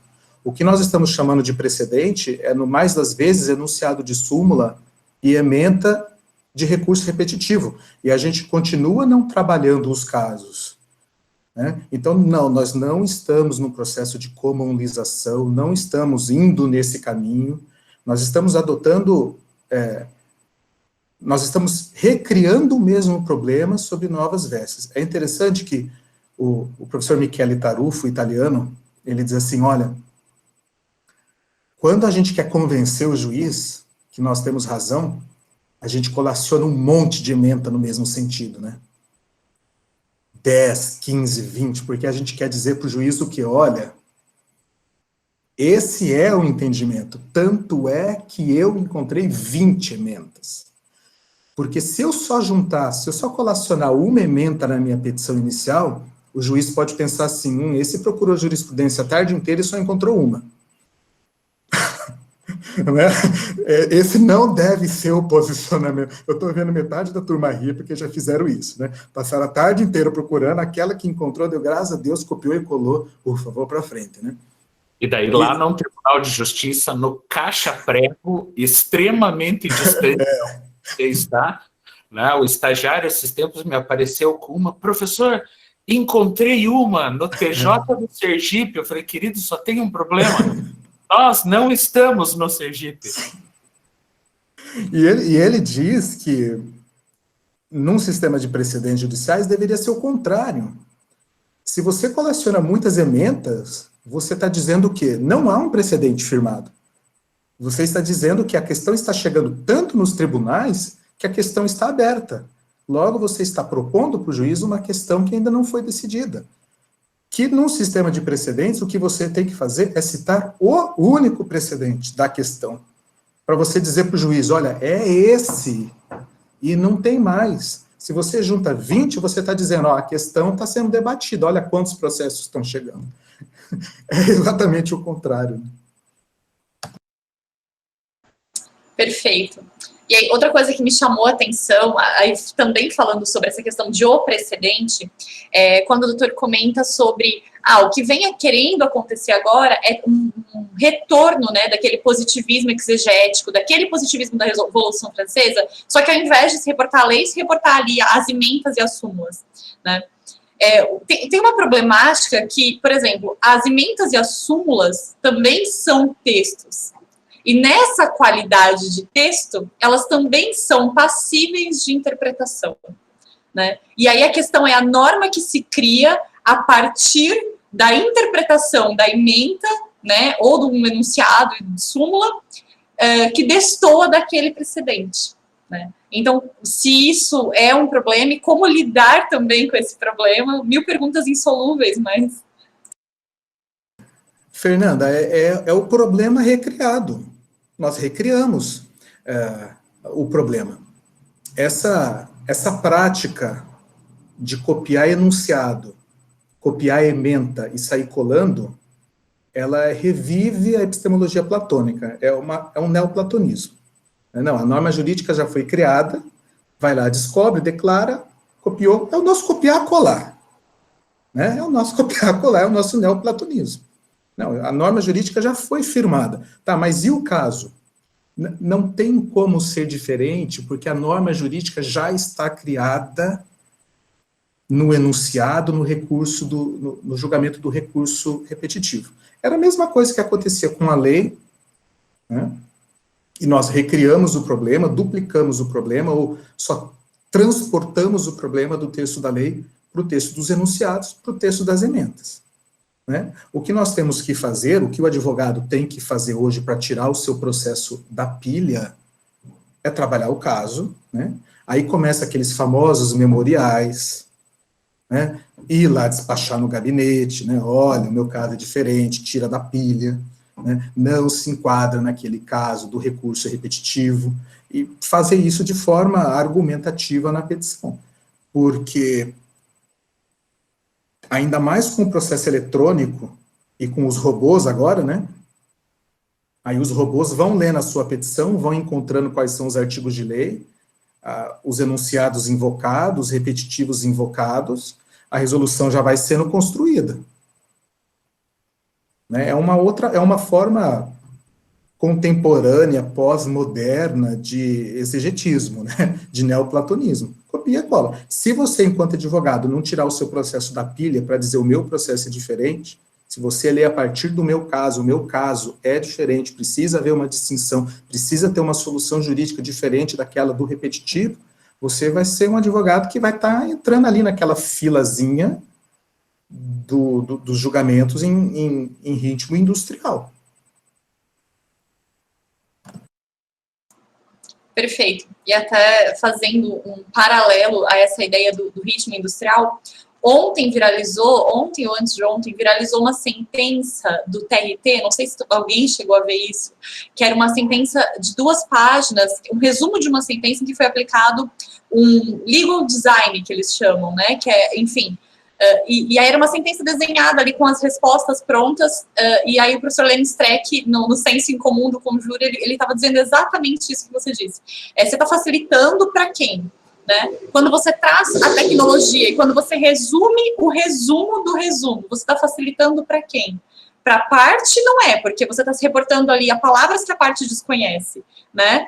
Então, até que ponto a gente não está simplificando tanto e depois reinterpretando os resultados, né? Ou seja, o simples que acaba dificultando a própria prática, que acaba dificultando a reflexão do processo, daquilo que é importante realmente, né?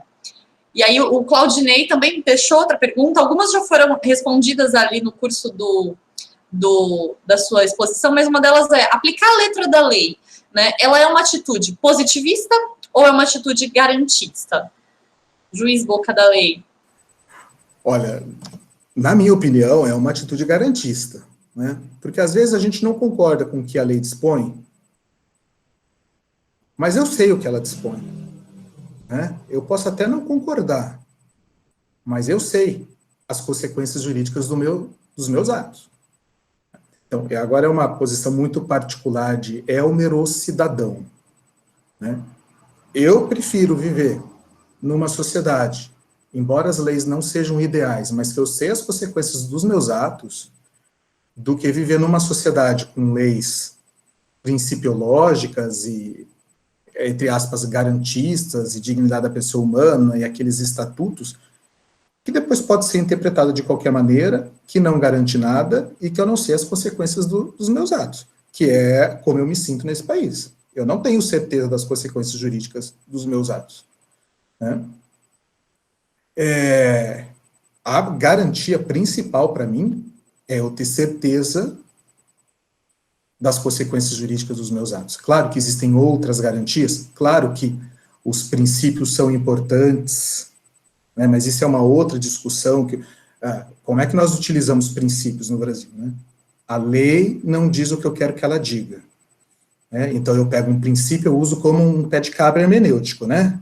Opa, a lei não diz o que eu quero, então eu vou arrombar essa porta da lei aqui com o meu princípio da igualdade, da dignidade da pessoa humana, arrombou para agora, ela diz o que eu quero que ela diga. Né? Os princípios deveriam servir exatamente para o contrário, né? Para diminuir as possibilidades interpretativas. Né? Olha, esse texto de lei aqui, ele tem vários significados, ele pode interpretar de várias maneiras. Então, qual seria a resposta adequada para a interpretação desse texto? Olha, de acordo com os princípios que informam o nosso direito, eu vou diminuir as possibilidades interpretativas, né, e adotar aquela que se adequa melhor à comunidade de princípios do nosso direito. Mas nós fazemos o contrário, a gente não quer saber nada de concretizar princípio. A gente utiliza princípio como álibi retórico. Não é assim que a gente faz? A lei não diz o que eu quero, eu invoco um princípio, assim como um álibi, ó, por causa da dignidade da pessoa humana, o interesse público, agora a lei diz isso. Né? Numa situação, daí nós falamos muito de garantismo, né? Qual é a garantia que eu tenho de que eu vou ser tratado de maneira com que a lei disse que eu deveria ser tratado? Qual é a garantia que eu tenho que as consequências dos meus atos serão aquelas que eu previ quando eu li a lei? Porque todo o discurso que a gente aprende no primeiro ano é assim, está lá na lei, ninguém se escusa de desconhecer a lei, não é assim? Se eu quero saber o que eu faço para ser preso, o que eu não posso fazer para ser preso, eu leio lá o Código Penal, mas e daí que eu leio o Código Penal? Que garantia que isso me traz? Hoje? Pouca. Não é? Concorda comigo? Pouca. Eu não sei como é que vai ser interpretado, entre aspas, né? Como é que vai ser interpretado. Então, eu vejo como não uma atitude positivista, como uma atitude garantista. Positivismo, para mim, é esse positivismo hermenêutico, onde nós interpretamos a lei como premissa maior, desconectada dos fatos que deram origem à interpretação. Então, quando eu vejo assim, o positivismo é uma atitude que se apega à letra da lei. Para mim, hoje, se apegar à letra da lei é interpretar a letra da lei desconectado do caso. Não é respeitar a lei.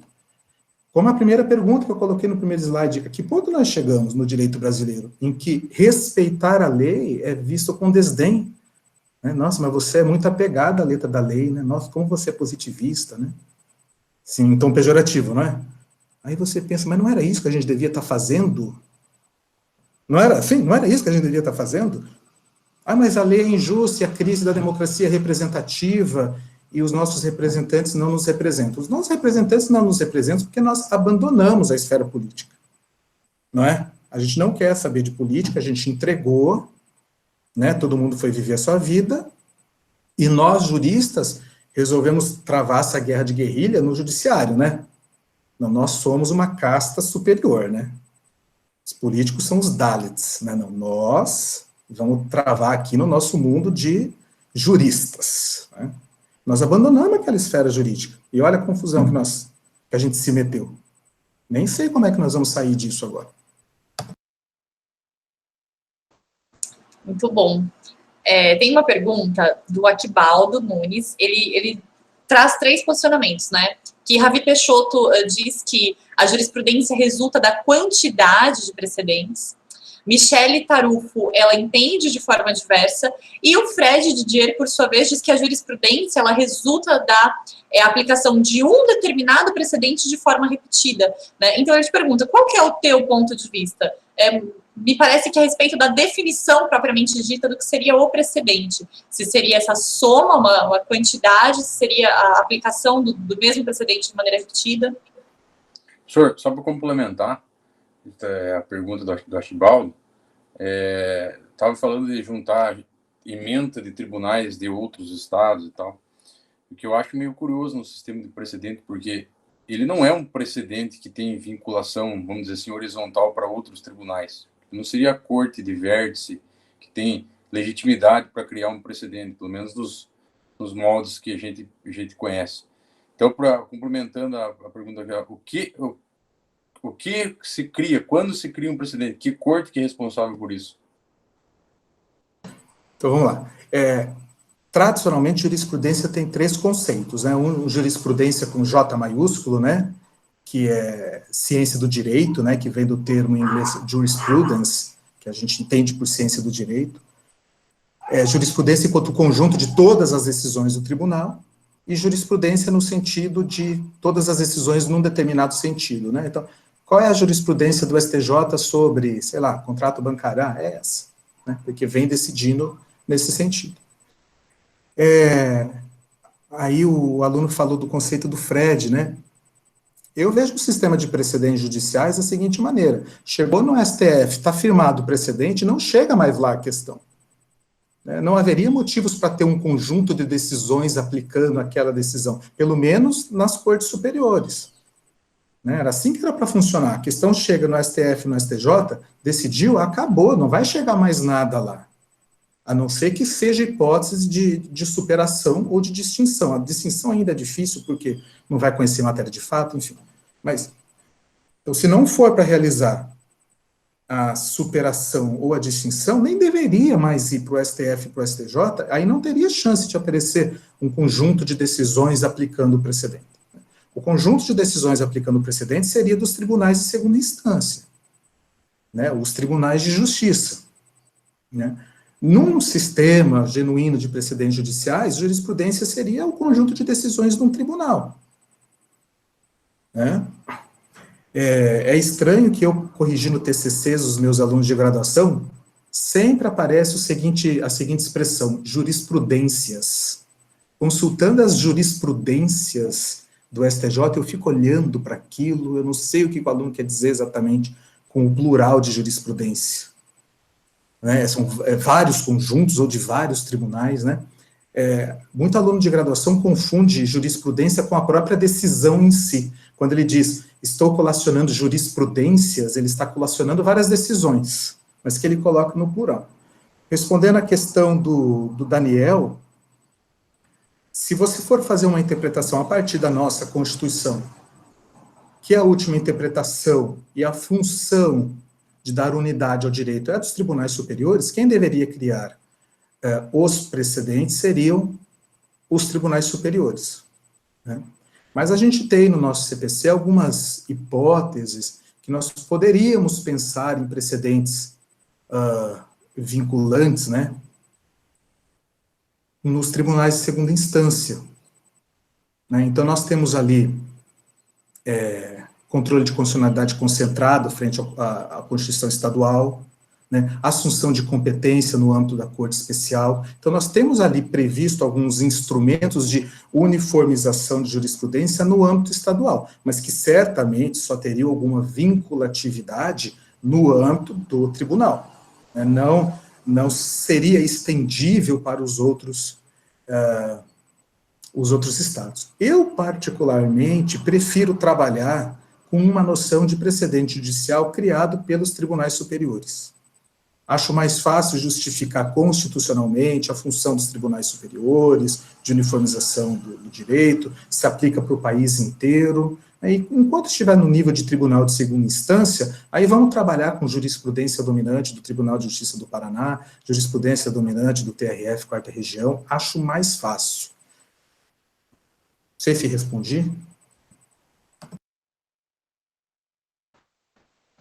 Bem, caminhando, então, para a nossa última pergunta, né, até em decorrência do horário, pergunta da Gilmara, e ela traz uma questão que até o professor Lênio Streck, ele usa quando ele vai falar sobre as decisões solipsistas, né, que são as decisões do STF envolvendo reclamação, e ele fala aqui ela fala sobre uma decisão do STJ nos repetitivos, que ela diz assim, olha, o STJ, ele decidiu que não cabe a reclamação para discutir a aplicação do precedente, e sim a ação rescisória, né? E ela diz, olha, esse entendimento, ele deixa os advogados de mãos atadas com relação à discussão dos precedentes. E ela pergunta o que o senhor pensa sobre isso. Bom, eu penso que o CPC nunca deveria ter previsto aqueles incisos 3 e 4 de reclamação para os tribunais superiores. Reclamação é para garantir a autoridade do tribunal intraprocessual. Né? Então, o STJ falou assim, olha, nesse caso isso é bem de família, não pode ser penhorado. O tribunal volta para Umuarama e o juiz de Umuarama diz assim, penhore-se o bem. Aí faz reclamação constitucional, né? Olha, STJ, você disse que nesse caso aqui, Fernanda contra Bruno, esse imóvel é bem de família. Não pode ser penhorado, e o juiz de Umuarama mandou penhorar. É para isso que serve reclamação constitucional, né? Mas o CPC abriu para fazer uma espécie de controle de precedentes, né? Ou seja, todos aqueles filtros que foram colocados para o RESP e para o extraordinário, né, para não deixar mais chegar RESP extraordinário lá, agora vai chegar no STJ e no STF via reclamação, o que eu acho que é pior. Ação nova, instruir tudo de novo. Se era para deixar chegar o controle de aplicação de precedente no STF e no STJ, que deixasse chegar via RESP extraordinário, que já é o processo, já está todo mundo ali, instruído, né? Reclamação é outro processo, vai ter que dar início a outro processo. Eu não vejo muita lógica nisso. Eu já li coisa de gente defendendo isso com unhas e dentes, porque para garantir a integridade do direito brasileiro, porque o Tribunal de Justiça aplicou errado, não fez a distinção, não fez a superação, não fez o afetamento apropriado dos recursos repetitivos e colocou tudo na fila e tem que ter uma válvula de escape para o STJ, do STF, que tem que ter uma válvula de escape para controlar isso, tem. Então, que se fizesse isso logo no RESP e no extraordinário, eu vejo com péssimos olhos essa reclamação constitucional do CPC novo. Embora, assim, eu seja uma voz, se é que eu sou alguma voz nesse mundo, né? Mas eu sou alguém que discorda disso, a maioria tem concordado. Quem trabalha com precedente adora isso. Que legal, uma reclamação constitucional para controlar a aplicação de precedente. Nossa, que bacana. Vejo com péssimos olhos. Se o objetivo do STJ, do STF, ou do direito, enfim, era diminuir a sobrecarga de trabalho nos tribunais superiores, ela vai ser toda transferida para a reclamação constitucional. Espero estar errado, mas acho que não. Perfeito, muito obrigada por todos os esclarecimentos, né? Com isso, nós encerramos as perguntas, até considerando o horário. Gostaria de agradecê-lo, vou passar também a palavra ao professor Bruno para o encerramento, mas gostaria de agradecer tanto, né, ao professor Elmer por, enfim, toda esse show de didática, que é uma fala gostosa de ouvir, fala sobre coisas complexas de uma maneira muito simples, né? E gostaria de agradecer de modo muito especial ao professor Bruno o convite, né, por rever meu banca de dissertação, que é sempre um prazer. São rostinhos que marcam, né? A gente não esquece quem estava lá. Então, muito obrigada pelo convite, por poder participar. Um prazer rever os professores, um prazer muito especial rever a querida Virgínia, né, que também defendeu comigo, minha colega de mestrado, enfim. Muito obrigada por essa oportunidade, obrigada, professor Elmer, obrigada, professor Bruno. Muito bem, né? Então eu fico muito feliz, né, com a participação e com a receptividade. Muito obrigado a todos pelas perguntas, né? Em especial, né, Fernanda, pela gentileza de participar e pelo trabalho desenvolvido, né? É sempre um prazer poder contar, né, contigo de novo. E ao professor Elmer, muito obrigado, meu amigo, né? O pessoal tem comentado ali, eu tenho visto aparecer, né, a gratidão e pelos conhecimentos, pela conversa e sempre pelos ensinamentos. Tá? Muito obrigado. Eu que agradeço, Bruno, a confiança de você estar sempre me convidando para os eventos do mestrado. O professor Celso também voltou à sala. Agradeço as considerações da Fernanda. Achei que para mim foi excelente, para mim foi bem gostoso. Espero que sirva para vocês construir a dissertação de vocês, que tenha importância prática, construir esse material com maior consideração, maior carinho para vocês, sempre pensando em que isso que eu ia falar pudesse agregar na vida de vocês. Tá? Espero ter demonstrado também para vocês que essas loucuras filosóficas, quando trabalhadas, podem nos dar algumas respostas importantes para os problemas que nós estamos enfrentando, tá? Perguntar o ser da cadeia no mundo das ideias platônicas acaba nos dando algumas respostas para os problemas que a gente está envolvendo. Obrigado, Bruno. Obrigado a todos. Muito bem, então, só para avisar, eu vou parar a gravação antes que a gente comece a próxima palestra.